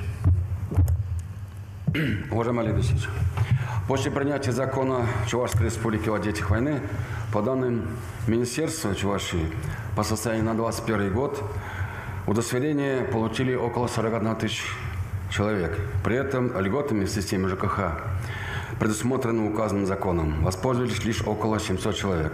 Это свидетельствует о том, что данный закон полностью не работает. В своем послании вы заявили о дальнейшем пополнении данного закона. В связи с этим на встречах с жителями республики постоянно возникает вопрос, будет ли предусмотрено ежемесячное денежное выделение, независимо от наличия иных льгот, гражданам, проживающим в Чувашской республике, признанными детьми войны, как делается в некоторых субъектах России. Спасибо за вопрос, Николай Алексеевич. На самом деле, как мы и говорили с вами при принятии этого закона, мы последовательно принимаем решения по ее содержательному направлению мерам поддержки. И здесь наша задача, конечно же, с одной стороны, реализовывать таким образом эти меры поддержки, чтобы они приносили конкретную пользу людям. Но, с другой стороны, мы с вами должны исходить из того, что одновременно действует множество законов Российской Федерации. И эти законы, наряду с обсуждаемым о детях войны, они предоставляют возможности людям воспользоваться той или иной формой поддержки от государства. И люди сами выбирают. И то, что мы с вами создали такую возможность в Чувашской Республике, и как вы сказали, 700 человек воспользовались, это уже хорошо. Раньше они этим не пользовались. Теперь они получили возможность воспользоваться, а все другие, наверное, выбрали другие формы. Но правительство Чувашской Республики очень последовательно работает в соответствии с поручением президента Российской Федерации настроить систему государственной поддержки граждан таким образом, чтобы после оказания государственной поддержки граждане уже не являлись нуждающимися. И это все реализовывается в рамках реализации принципа социального казначействия в государственной политике, вернее, государственной социальной политике. И эта работа в этом году, она будет очень сильно, скажем так, реализована. Мы очень далеко продвинемся, я уверен, с точки зрения реализации вот этого социального казначейства, принципа социального казначейства, главная цель которого не просто создать вот такой единый контур и оказывать вот, государственную поддержку в полной мере, так, чтобы обеспечивать граждан достойным качеством жизни. Ну а самое главное, в проактивном режиме предлагать эти формы поддержки. Поэтому я здесь вот так бы коротко обозначил и хочу выразить вот свое отношение, что и дальше правительство будет ровно так и исходить. Вот буквально, когда мы в конце прошлого года принимали решение о поддержке отдельных категорий граждан при догазификации, туда вошли также и дети войны. То есть мы последовательно при, значит, разработки форм поддержки, государственной поддержки, естественно, будем учитывать и ту линию, которая изначально была обозначена, но самое главное, те категории, которые реально нуждаются в государственной поддержке, в том числе дети войны. Пожалуйста, вопрос. Арсутов Дмитрий Геннадьевич.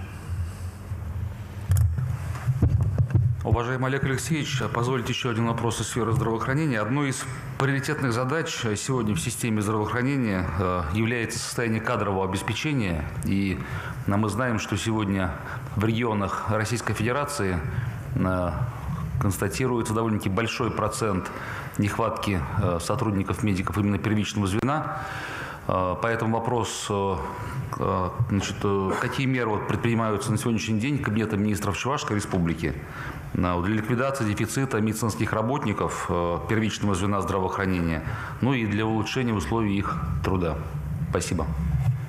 Ну, в нашем улучшении условий труда мы с вами реализовываем очень серьезную программу модернизации первичного звена. И здесь, естественно, его реализация автоматически улучшает качество условий труда на местах, ну и, соответственно, где-то и облегчает, и упрощает. Ну, во всяком случае, мы должны быть на это с вами нацелены. На самом деле, обеспечение с кадрами, я и в отчете обозначил, остается одной из острых. Она осознанна, и здесь мы, естественно, подходим комплексно, исходя из тех возможностей, которые есть как в федеральном, так и региональном законодательстве. Первое – это, конечно же, целевое обучение. Второе – это через создание, скажем, более привлекательных условий труда, значит, направление людей в сельскую и более отдаленные местности. И, по-моему, в прошлом году мы приняли, да, более повышенную оплату по программе «Земский трактор» для тех учреждений, вернее, для тех специалистов, которые будут трудоустраиваться в отдаленных населенных пунктах на 50% относительно установленных, значит, стандартных норм. Я думаю, что существенную поддержку нам должно уже оказать уже в этом году принятое буквально на днях решение. Мы тоже были инициаторами такого подхода. Значит, приравнение к альтернативной службе по отдельным направлениям в отрасли здравоохранения. И мы с вами много профессий, по-моему, я не помню, 4 или 5 профессий в отрасли здравоохранения в итоге утверждены как направление альтернативной службы, если люди такую форму выберут. То есть у нас достаточно большое количество выпускников медицинских колледжей, к сожалению, вынуждены были уходить в армию. И, естественно, мы их обучая, их подготавливая как специалистов, в итоге не получали их на тех рабочих местах, в которых мы нуждаемся. Поэтому вот эти все направления, которые взяты, они и дальше будут продолжены и усилены, и для того, чтобы как раз обеспечить кадрами в полной мере, в полной мере. Ну и, конечно же, создание условий труда, не только здания, да, там и новые цифровые сервисы и возможности с тем, чтобы люди и новые методы оказания медицинской помощи, наверное, можно так сказать, через телемедицину, может быть, нам позволят какие-то вопросы закрыть. Здесь мы находимся также в постоянном поиске. Пожалуйста.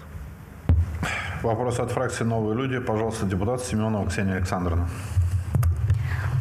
Уважаемый Олег Алексеевич, мой вопрос связан непосредственно с молодежью Чувашской Республики. Одним из самых важных вопросов для молодых людей, проживающих в Чувашии, является вопрос трудоустройства и получения достойной заработной платы. Мы все являемся свидетелями трудовой миграции и утечки лучших подготовленных кадров в крупные мегаполисы, страны или более перспективные для них регионы. Каковы действия правительства Чувашии в этой сфере и удается ли приостановить или уменьшить эти потоки из региона и насколько? Вот все, о чем я до этого рассказывал, направлено вот на решение как раз всего того, о чем вы спросили. Но работая с молодежью, общаясь с молодежью, особенно той частью молодежи, которая заканчивает школу, находится пока еще в старших классах школьной скамьи, для себя очень часто приходишь к выводу, что они почему-то как раз думают так, что надо быстрее уехать из Чувашии для того, чтобы себя реализовать в части получения качественного высшего образования, получения хорошей высокооплачиваемого места работы и так далее, и так далее.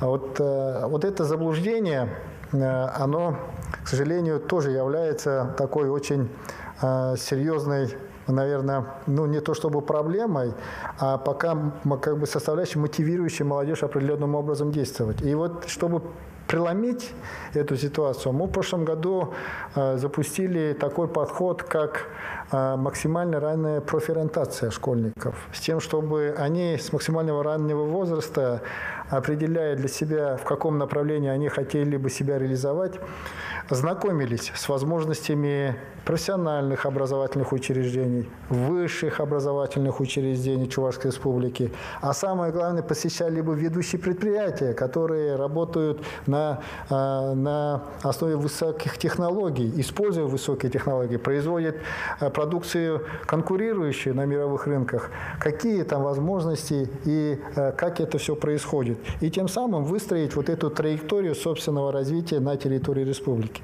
Уверен, не сразу эта работа даст свои результаты, и в прошлом году вот такой работой охвачены уже несколько тысяч школьников старших классов, и, естественно, мы видим совершенно другое, наверное, такое уже измененное отношение в глазах этих школьников, когда они приходят, узнают возможности Чувашского государственного университета, какие там лаборатории прекрасные, какие возможности для того, чтобы изучить те или иные направления, в том числе через, скажем так, научные подходы, а коллаборация с другими высшими учебными заведениями на сегодняшний день возможны вообще с любой территории, а потом возможность, заканчивая это учебное заведение, продолжить трудовую деятельность, уже обучаясь в том или ином образовательном учреждении на предприятиях Чувашской Республики, конечно же, будет менять отношения. Поэтому эту работу и дальше будем продолжать. И в прошлом году по 5 направлениям у нас в городе Чебоксары запущены такой формат работы, как учебно-производственные классы, которые тоже позволяют уже целенаправленно готовить детей по отдельным специальностям, я бы так сказал. И вот это направление нам позволит уже по окончании школы детям выдавать, скажем так, документ о первом рабочем профессий. Но мы с вами должны понимать, современные рабочие профессии, это, если взять их десятилетние назад, это инженеры. Это инженеры, которые владеют, значит, и информационными сервисами, и с различного рода приборами, ну, скажем так, очень спокойно, ну и делают ту работу, которую раньше делали несколько рабочих. Поэтому вот примерно такие подходы, я думаю, что они, естественно, подводят. А вообще молодежная политика для нас является, естественно, приоритетом. Я лично оцениваю это направление работы правительства пока недостаточно поставленной, систематизированной. И уверен, что в этом году мы по этому направлению существенно продвинемся, потому что есть понимание, в каком направлении двигаться, что нам надо делать. И ну, этому есть и объективные причины, потому что молодежная политика у нас находится в составе Министерства образования. И в прошлом году мы достаточно много времени уделяли организации вот как раз образовательного процесса, ранней профориентации, подготовки и выпуска учебников для изучения родного чувашского языка и много других вопросов, которые носят очень системный, фундаментальный характер для организации образовательного процесса как начального, общего, значит, профессионального и высшего. То есть здесь должно быть очень четкая, скажем, такая сквозная, я бы так сказал, политика и выстроенная линия. Вот примерно так я бы ответил на ваш вопрос. Вопрос от фракции «Единая Россия». Депутат Кольцов Сергей Алексеевич, пожалуйста. Уважаемый Олег Алексеевич, вы в своем выступлении уже сказали о преобразованиях, которые прошли в функциях органов государственной власти в части централизации бухгалтерского учета, логистики, информационной технологии, кадрового обеспечения, развития кадрового потенциала, антикоррупционной деятельности. Можно ли говорить уже сейчас о эффективности данных преобразований? Спасибо. Да, несомненно. Мы помимо централизации параллельно совместно с Росатомом начали реализовывать проект «Эффективный регион». Но суть него заключается, ну, это давно забытая с советского времени научная организация труда, если так можно выразиться. Суть этого проекта заключается в том, чтобы трансформировать процесс организации деятельности, ну, то есть, да, там, как делалось, и как можно делать, используя все современные методы цифровизации и иные. Ну и, соответственно, выявить лишние звенья и их выкинуть. Вот такая работа нам позволила высвободить 27,5 тысяч человека-часов. 27,5 тысяч человека-часов оказались абсолютно лишними и ни к чему. Это в рамках реализации 207 проектов. Но причем тут надо даже более точно сказать, даже не 200, а скорее всего даже 106 проектов органов исполнительной власти Чувашской Республики, потому что 99 проектов, которые были начаты позже муниципальными образованиями, они еще не дали этого эффекта, они еще не учтены в этом эффекте, в первом эффекте, который мы зафиксировали изначально. Поэтому мы нацелены эту работу продолжить и дальше. И специально для этого в структуре Фонда развития промышленности в ближайшее время создадим центр компетенций, который будет заниматься этим направлением на постоянной основе. Почему это решение принимаем? Потому что наша совместная работа с Росатомом, она имеет ограниченный временной характер. В течение года мы с ними работаем, а через год Росатом уже нас оставляет с этим и уходит. И, естественно, у нас еще осталось чуть менее полгода, и за это время наша задача подготовить наших специалистов, чтобы они владели этими компетенциями, этими подходами работы, ну и соответствующим образом дальше бы координировали всех нас вот по данному направлению. И здесь вот на примере Центра энергоэффективности, который также функционирует при Министерстве промышленности и энергетики, мы видим в дальнейшем, это, конечно, эта структура может такую работу проводить и с другими коммерческими предприятиями для того, чтобы вот, организовать правильно свою работу. И мы с вами видим Центр компетенций, который работает в структуре ФРП с точки зрения организации бережливого производства, дает уже колоссальный эффект. Поэтому это направление очень эффективное, но и сама централизация, которая на сегодняшний день проведена, тоже дает очень большие эффекты. И только первичные значит, результаты этой работы первого года показывают, что, во-первых, мы получаем очень высокие уровни компетенции по тому или иному направлению, будь то кадровое обеспечение, это кадровый аудит, методы оценки кадров, типизированные, алгоритм действий руководителя при подборе кадров и так далее. Единый центр приема граждан по трудоустройству в органы исполнительной власти и много другое. Ну, это на этом примере. И по каждому направлению так. А дальше эти компетенции доводятся в виде готового значит, набора сервиса до каждого органа исполнительной власти, который, естественно, получает уже соответствующий сервис. И тем самым у него отпадает необходимость, вот, скажем, держать специалистов в своей структуре и заниматься этим. Ну и вот такой эффект он уже дает и временные, и результативные эффекты, вот я же говорю, в первый год. Я думаю, что дальше будут эффекты только нарастать. Вопрос о фракции КПРФ. Депутат Андреев Александр Михайлович. Уважаемый Олег Алексеевич, в прошлом году 2 района Чувашии были преобразованы в округа. Только сейчас мы можем оценить плюсы и минусы от этой реформы. Наши соседи Мариэл, Татарстан, Ульяновск и другие только приступают к обсуждению этой реформы. Но в связи с чем в Чувашии идет форсирование этой муниципальной реформы при установленном переходном периоде до 2028 года.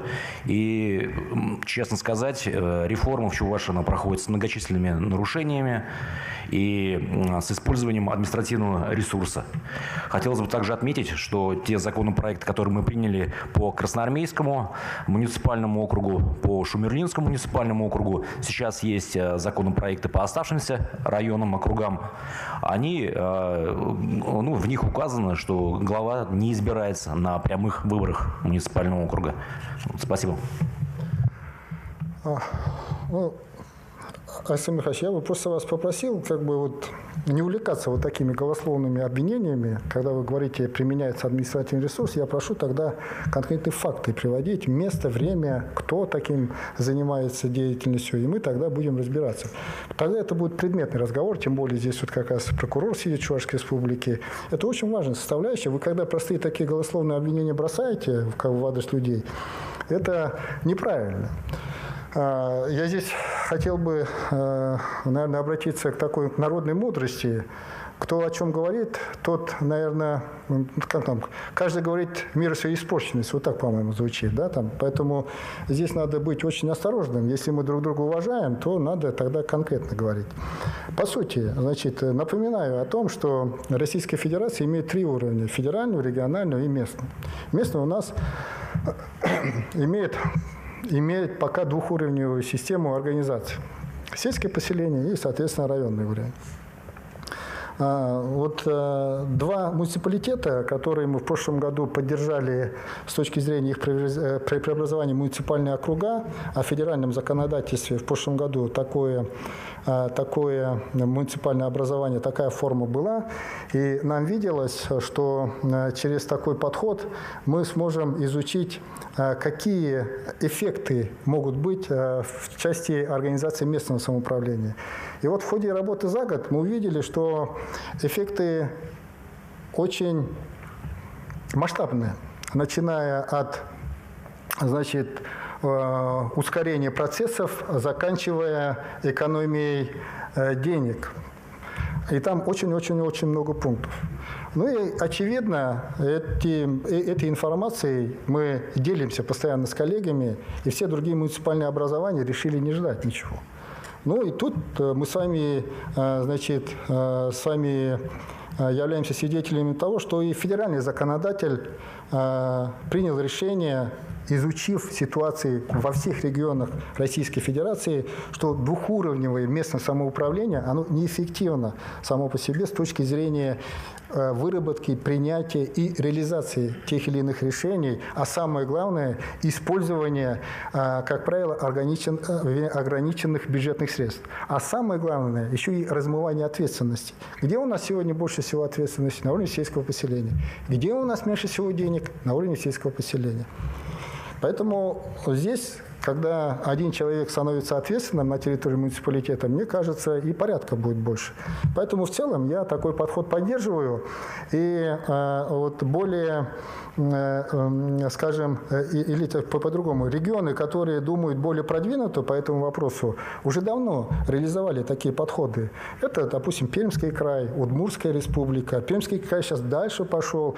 Они уже поддержали и объединяются муниципальное образование, где есть город и, значит, районное муниципальное образование и так далее, и так далее. Поэтому можно одно посмотреть и только на этом основываться, а можно посмотреть шире и как бы на основе всех данных проанализировать ситуацию и выработать подход. Я думаю, что коллеги из муниципальных образований ровно по такому пути прошли. И я лично поддерживаю такой подход, потому что вижу эффект от этого, вижу соответствующий результат и, самое главное, возможности ускорения реализации очень важных задач для того, чтобы реализовать цели, которые обозначены президентом Российской Федерации. А самое главное, эффективно использовать бюджетные средства для решения этих задач. Поэтому здесь вот мы постоянно в дискуссии и готовы поддерживать муниципальное образование в этом процессе всеми доступными для нас средствами. Консультации, участие, помощь в различного рода организационных вопросах. И я думаю, что ввиду того, что и федеральный законодатель установил даже предельный срок преобразования всех муниципальных образований в такую форму, мы с вами находимся абсолютно на правильном пути, движемся в правильном направлении. И здесь нет смысла ожидать последнего вагона и садиться в него. Надо находиться в авангарде.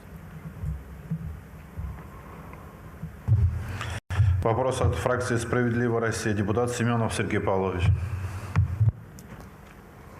Добрый день, Олег Алексеевич, депутат Семенов, город Новочебоксарск.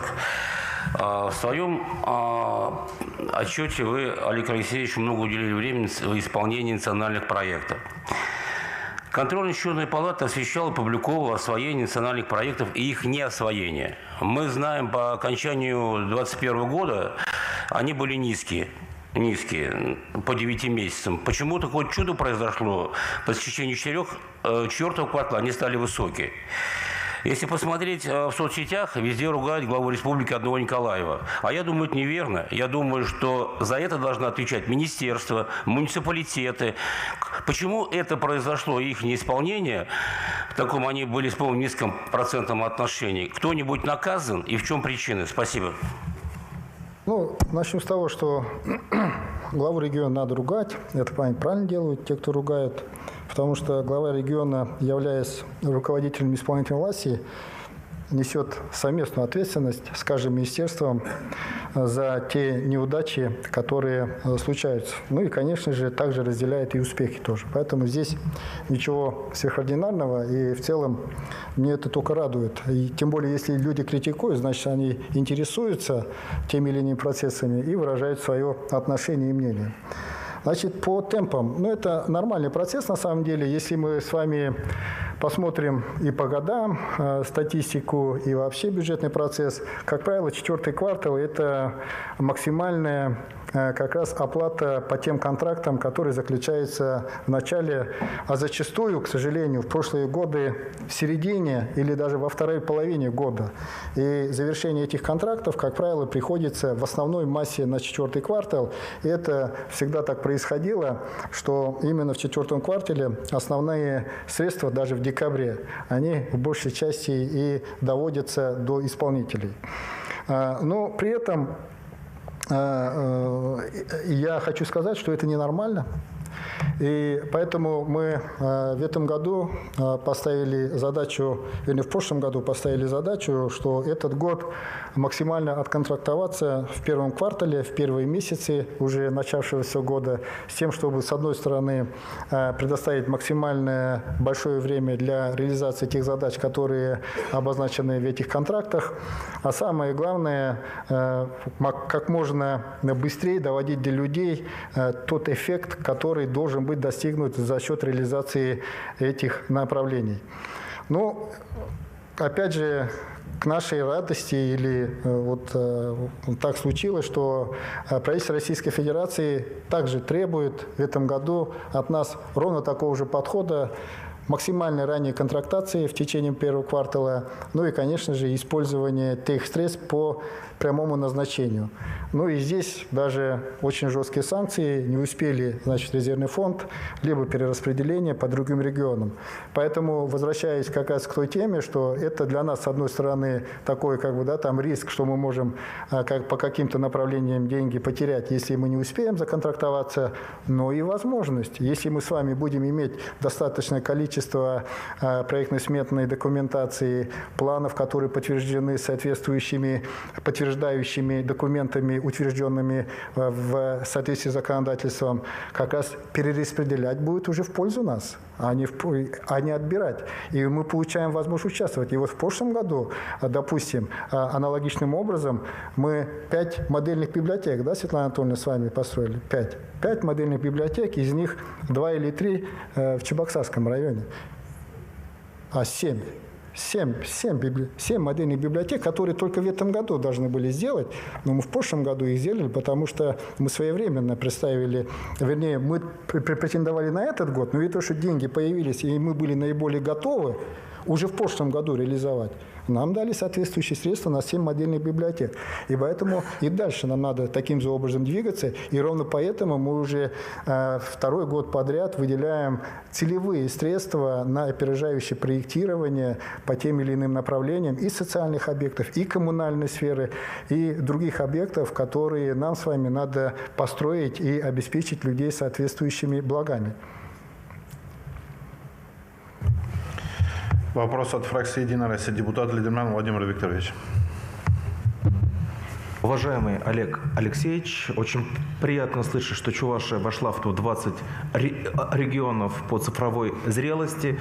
И вот как раз цифровая трансформация предоставляет инструменты для контроля за реализацией национальных проектов в республике, такой, допустим, как Центр управления регионом. Какая эффективность данного информационного ресурса?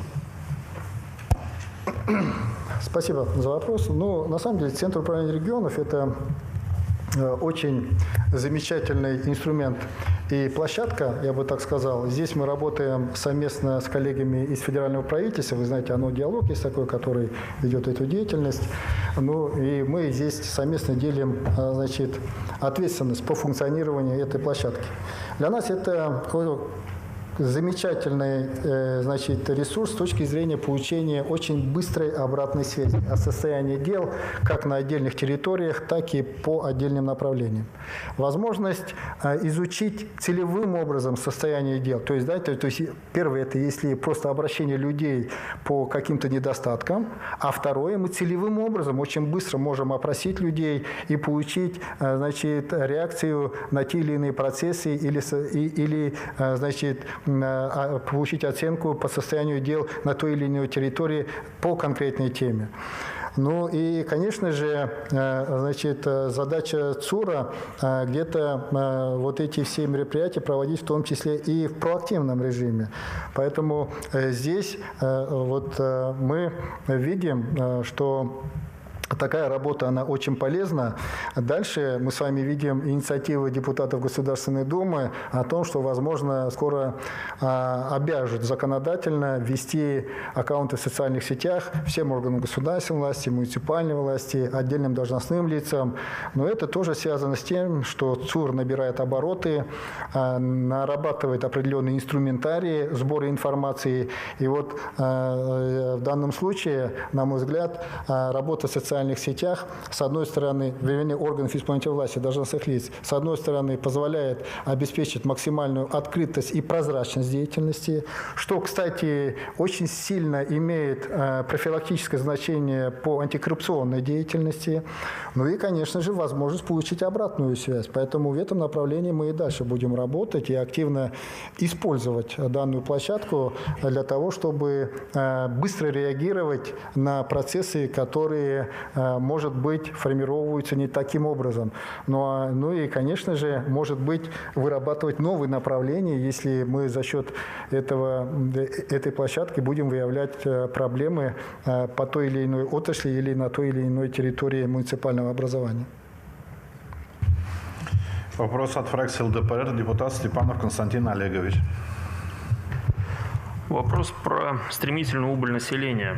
По Чувашстату 19 тысяч умерших в 2021, против 16 в 2020, снижение рождаемости, естественная убыль почти 9 тысяч человек, увеличение доли разводов почти 75% от числа заключенных браков за 2021 год составила эта цифра.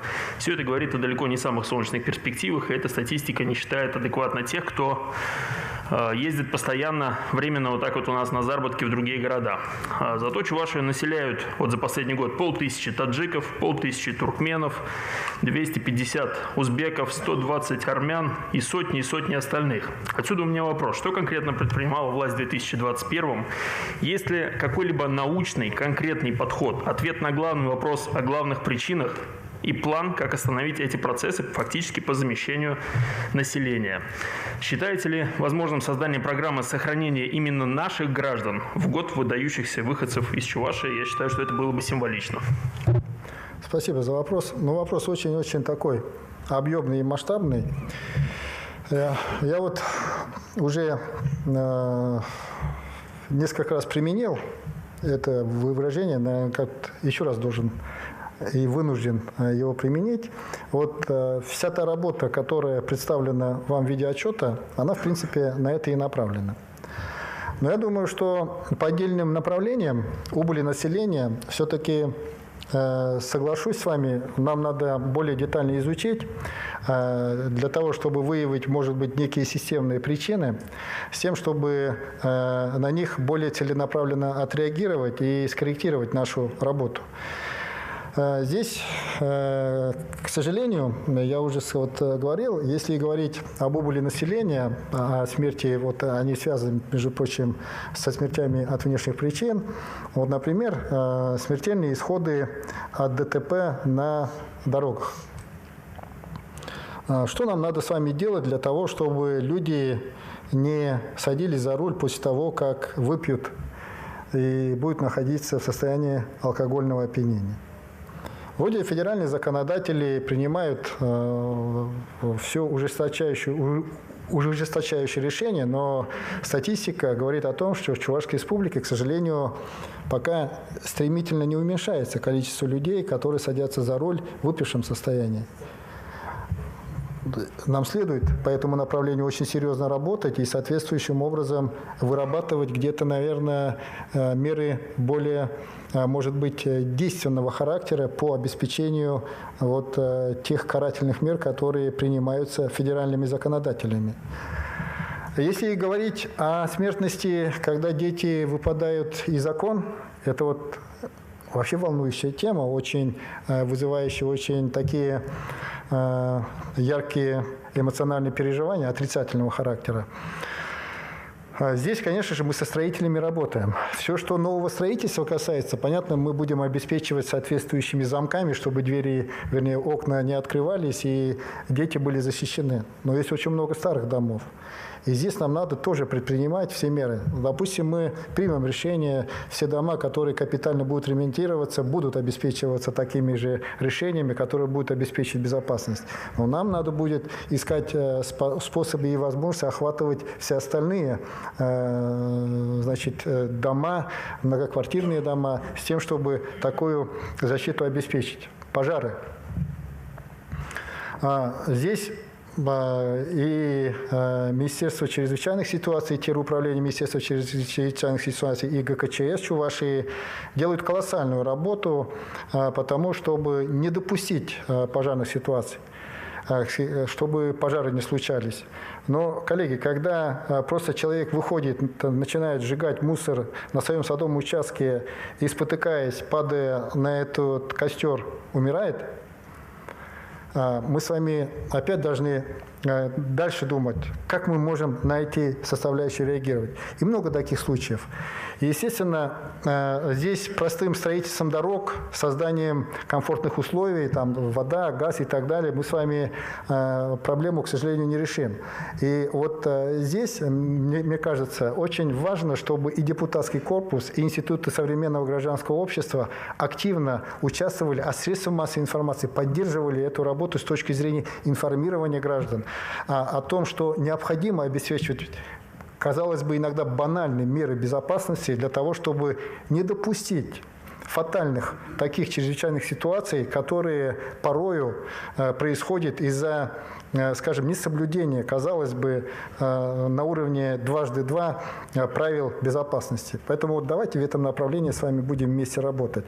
Ну а с точки зрения остальных составляющих, демографической составляющей, понятно, здравоохранением мы будем заниматься. Мы однозначно будем делать все, чтобы как можно быстрее строилась и клиническая больница в Чувашской Республике, потому что у нас болезни сердечно-сосудистой системы, дыхательных органов являются проблемными направлениями, которые, к сожалению, уносят все больше и больше жизней. А коронавирусная инфекция, к сожалению, только усугубляет именно эти болезни, и поэтому мы впервые в Российской Федерации еще в 2020 году начали реабилитацию граждан, которые переболевали новой коронавирусной инфекцией, с тем, чтобы поддержать людей, которые ослабли в ходе болезни новой коронавирусной инфекции. Нам, конечно же, надо обеспечивать другими составляющими поддержки граждан, и мы этим с вами будем заниматься очень последовательно и целенаправленно. Но здесь при этом хочу вас с точки зрения численности населения обратить внимание, миграционную убыль, да, возможно, это люди других национальностей, но когда, значит, крупные производства запускаются, и они в соответствии с федеральным законодательством используют свое право привлекать иностранную рабочую силу в рамках выделенных квот, мы с вами не имеем права им отказывать. И мало того, что не имеем, мы с вами обязаны и будем поддерживать такой подход, потому что порою речь идет о том, чтобы обеспечивать те производства, которые дают существенный вклад в развитие региона.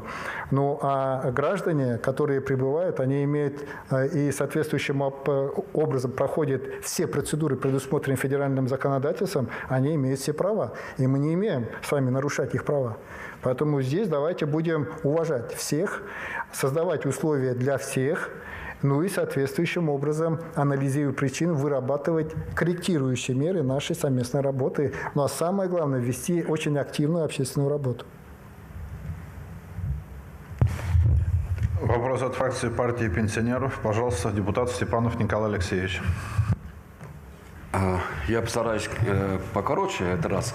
Олег Алексеевич, ваше послание, которое вы направили Госсовету, это была, так сказать, задача для всех ветвей власти.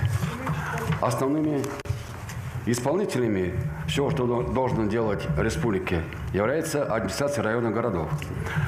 На встрече с гражданами все время возникает вопрос, по какому принципу оценивается работа глав районных администраций. Если есть четкие критерии оценки их работы, почему об этом не знает население, не только население, даже депутаты районных городских собраний? Спасибо. Ну, на сегодняшний день оценку деятельности глав администрации дают их работодатели, это собрание депутатов каждого муниципального образования. Мы с вами это знаем. Но при этом я хочу вам сказать, как бы здесь, значит, и любая территория, вот Чувашская республика как общая территория, состоит из маленьких территорий муниципальных образований. И они сквозным образом пронизаны отраслями, то есть это отраслевые наши министерства.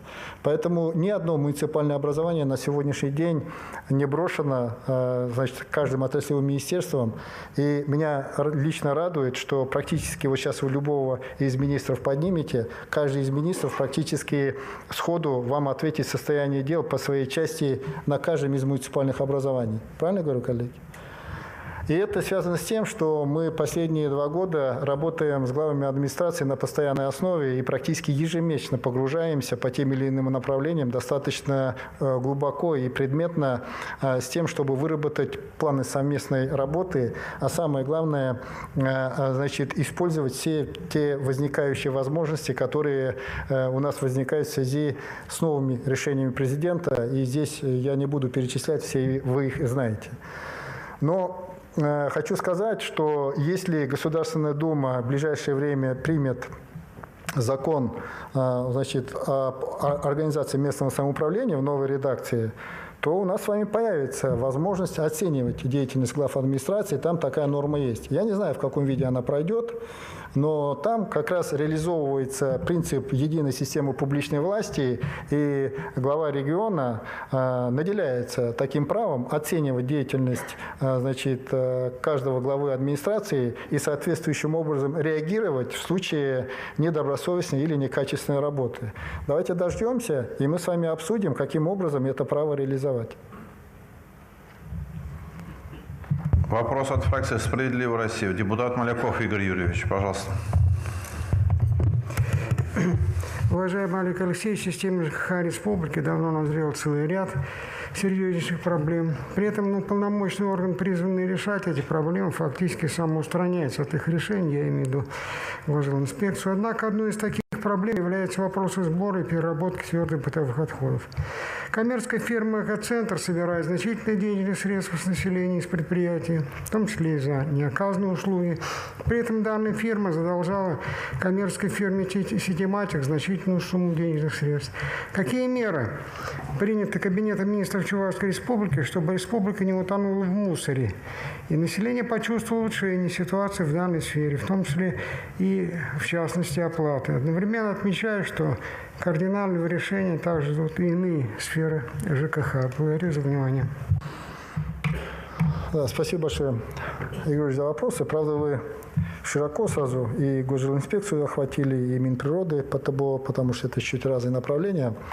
Значит, я постараюсь ответить на все, но покороче. Значит, госжилинспекция в плане обеспечения должного функционирования жилищно-коммунального хозяйства и всего комплекса работает очень последовательно. И мы с вами находимся на стадии как раз перелицензирования, я бы так сказал, деятельности всех управляющих компаний.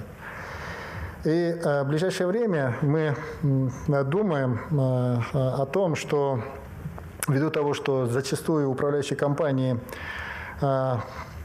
сталкиваясь с трудностями, пытаются, я бы так сказал, просто бросить проблему, думаем над тем, чтобы выработать как раз такой механизм, чтобы не просто перехватывать вот такие уже брошенные, если так можно выразиться, это для управляющих компаний не ликвидные активы, а для нас это люди с проблемами, которые остаются после, если так можно выразиться, приватизации прибылей, ну и, соответственно, национализации тех проблем, которые там наработаны за эти годы. Вот чтобы этого не допустить, мы в ближайшее время очень тщательно подумаем так, чтобы правила игры на этом рынке серьезно поменять и задавать стандарты деятельности управляющих компаний и оказания соответствующих на должном уровне услуг населению в этом направлении. В ближайшее время с вами обсудим все эти подходы. Вот пока давайте вот на таком уровне остановлюсь. ТБО – очень важная проблема. Вы знаете, концессия была заключена очень давно с предприятием сначала управления отходами, потом сейчас Ситиматик. И мы, естественно, являясь стороной этого концессионного соглашения, его выполняем. Выполняем должным образом и реагируем на те ситуации, которые возникают в области обращения твердых коммунальных отходов. С региональным оператором есть тоже вопросы, но мы с вами видим, хоть и были обещаны несколько раз так называемые мусорные коллапсы, они не происходят. И я вас уверяю, у правительства есть четкое понимание, что надо делать для того, чтобы такой сценарий не допустить. Я вас уверяю, такого сценария не будет. И ровно для того, чтобы такой сценарий не случился, в настоящий момент идет широкое обсуждение внесения изменений в территориальную схему обращения твердых коммунальных отходов. Естественно, только его утверждение в новой редакции, которая как раз предусматривает все современные тренды, подходы в этом вопросе, уже наработанные на основе тех ошибок, удач, неудач в реализации данной задачи, нам позволит и дальше реализовывать, в том числе государственную политику в этой области, как в области тарифообразования, так и поддержки отдельных направлений, для того, чтобы эта система функционировала очень слаженно, надежно, а самое главное, чтобы люди могли чувствовать себя спокойно с точки зрения и тарифообразования, а самое главное, утилизации тех отходов экологичным, безопасным способом. Вопрос от фракции КПРФ. Депутат Данилов Григорий Владиславович. Благодарю. Уважаемый Олег Алексеевич, мы только что выслушали результаты работы Кабинета министров Чувашской Республики за 2021 год. Факты впечатляют, положительно впечатляют. В вашем докладе прозвучало о том, что делается правительством республики для увеличения количества рабочих мест для жителей республики. Олег Алексеевич, можете озвучить конкретно, какие мероприятия запланированы по созданию новых рабочих мест для жителей республики в 2022 году и какие конкретно результаты нам ждать по итогу текущего года? Также прошу прояснить, за счет каких изменений или новаций будет расти средняя зарплата трудящихся республики в этом году? Спасибо. Здесь, конечно, вопрос такой очень обширный, можно тут и на целый день можно развернуться с ответом, потому что надо рассказать всю промышленную политику, вопросы и планы развития агропромышленного комплекса, вовлечение туда соответствующих образом личнеподсобного хозяйства и так далее, и так далее. То есть вот это основные направления, которые, в принципе, должны как раз обеспечить решение той задачи, о которой вы говорите. То есть если говорить о промышленной политике, вы знаете, помимо СПИК 2.0, который в этом году мы планируем начать реализовать, мы сейчас очень активно работаем на территории города Новочебоксарска, и уже там начато строительство одного из заводов, одним из резидентов, это предприятие Звениговской, который активно реализует проект по строительству кондитерской фабрики, по-моему, пока на первом этапе. Дальше у него есть другие планы.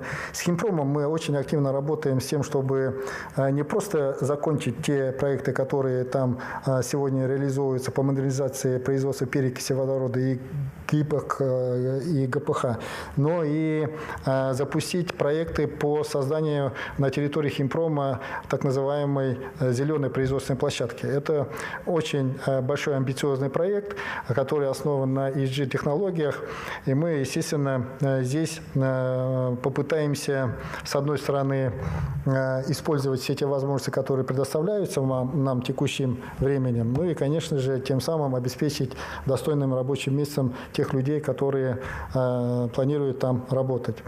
Ну и, конечно же, сельская территория. Здесь очень важно, как раз я сказал уже в ходе своего выступления, это, во-первых, агропромтехпарки. В Батарево уже процесс запущен. В Сирийском районе, к сожалению, Сергей Федорович у нас никак не может нам предоставить все необходимые документы, чтобы мы начали проектировать и тоже реализовывать такую производственную площадку, где бы люди могли работать.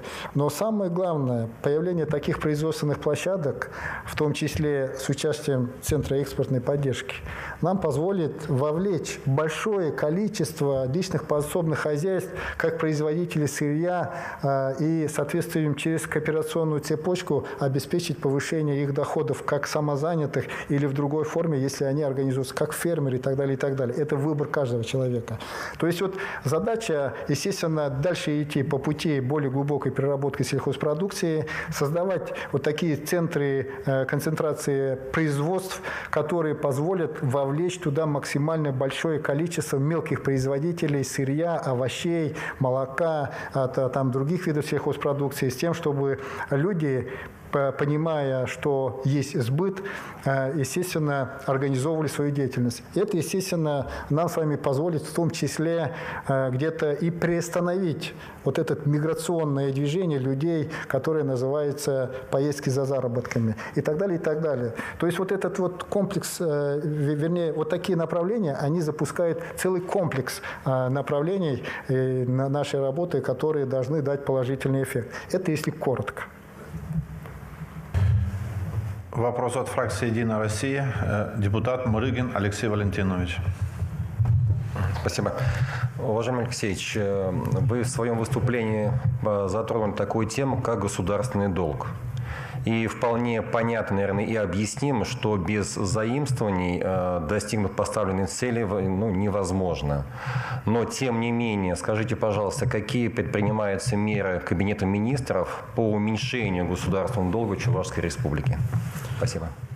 Ну, вы абсолютно правильно сказали, что значит, без привлечения невозможно развитие и реализация масштабных проектов.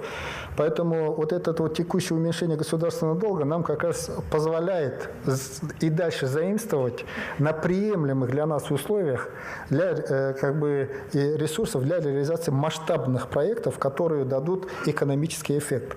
Наша задача таким образом, во-первых, стимулировать частные инвестиции и, естественно, обеспечивать пропорцию в рамках государственно-частного партнерства на рубль госинвестиций большее количество рублей частных инвестиций.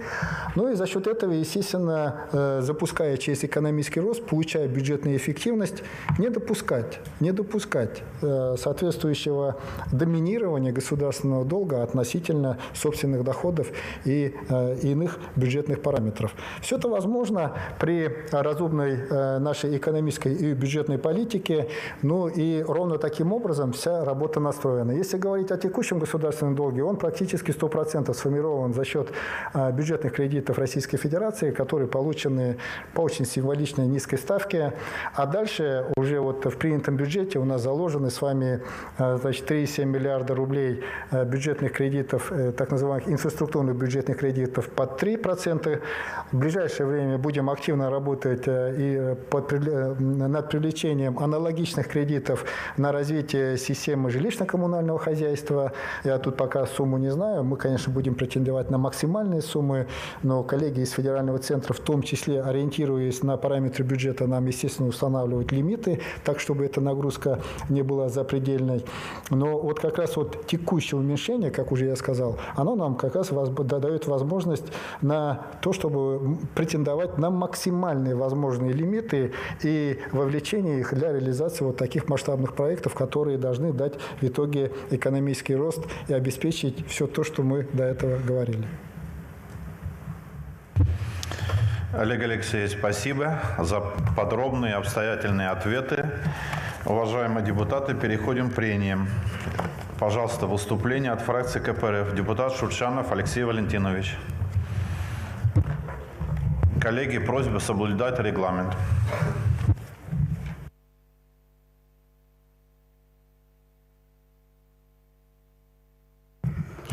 Уважаемый Олег Алексеевич, уважаемый Леонид Ильич, уважаемые приглашенные, коллеги, мы с вами заслушали отчет о проделанной работе Кабинета министров. Безусловно, документ это важный, документ насущный. Мы его имели с вами возможность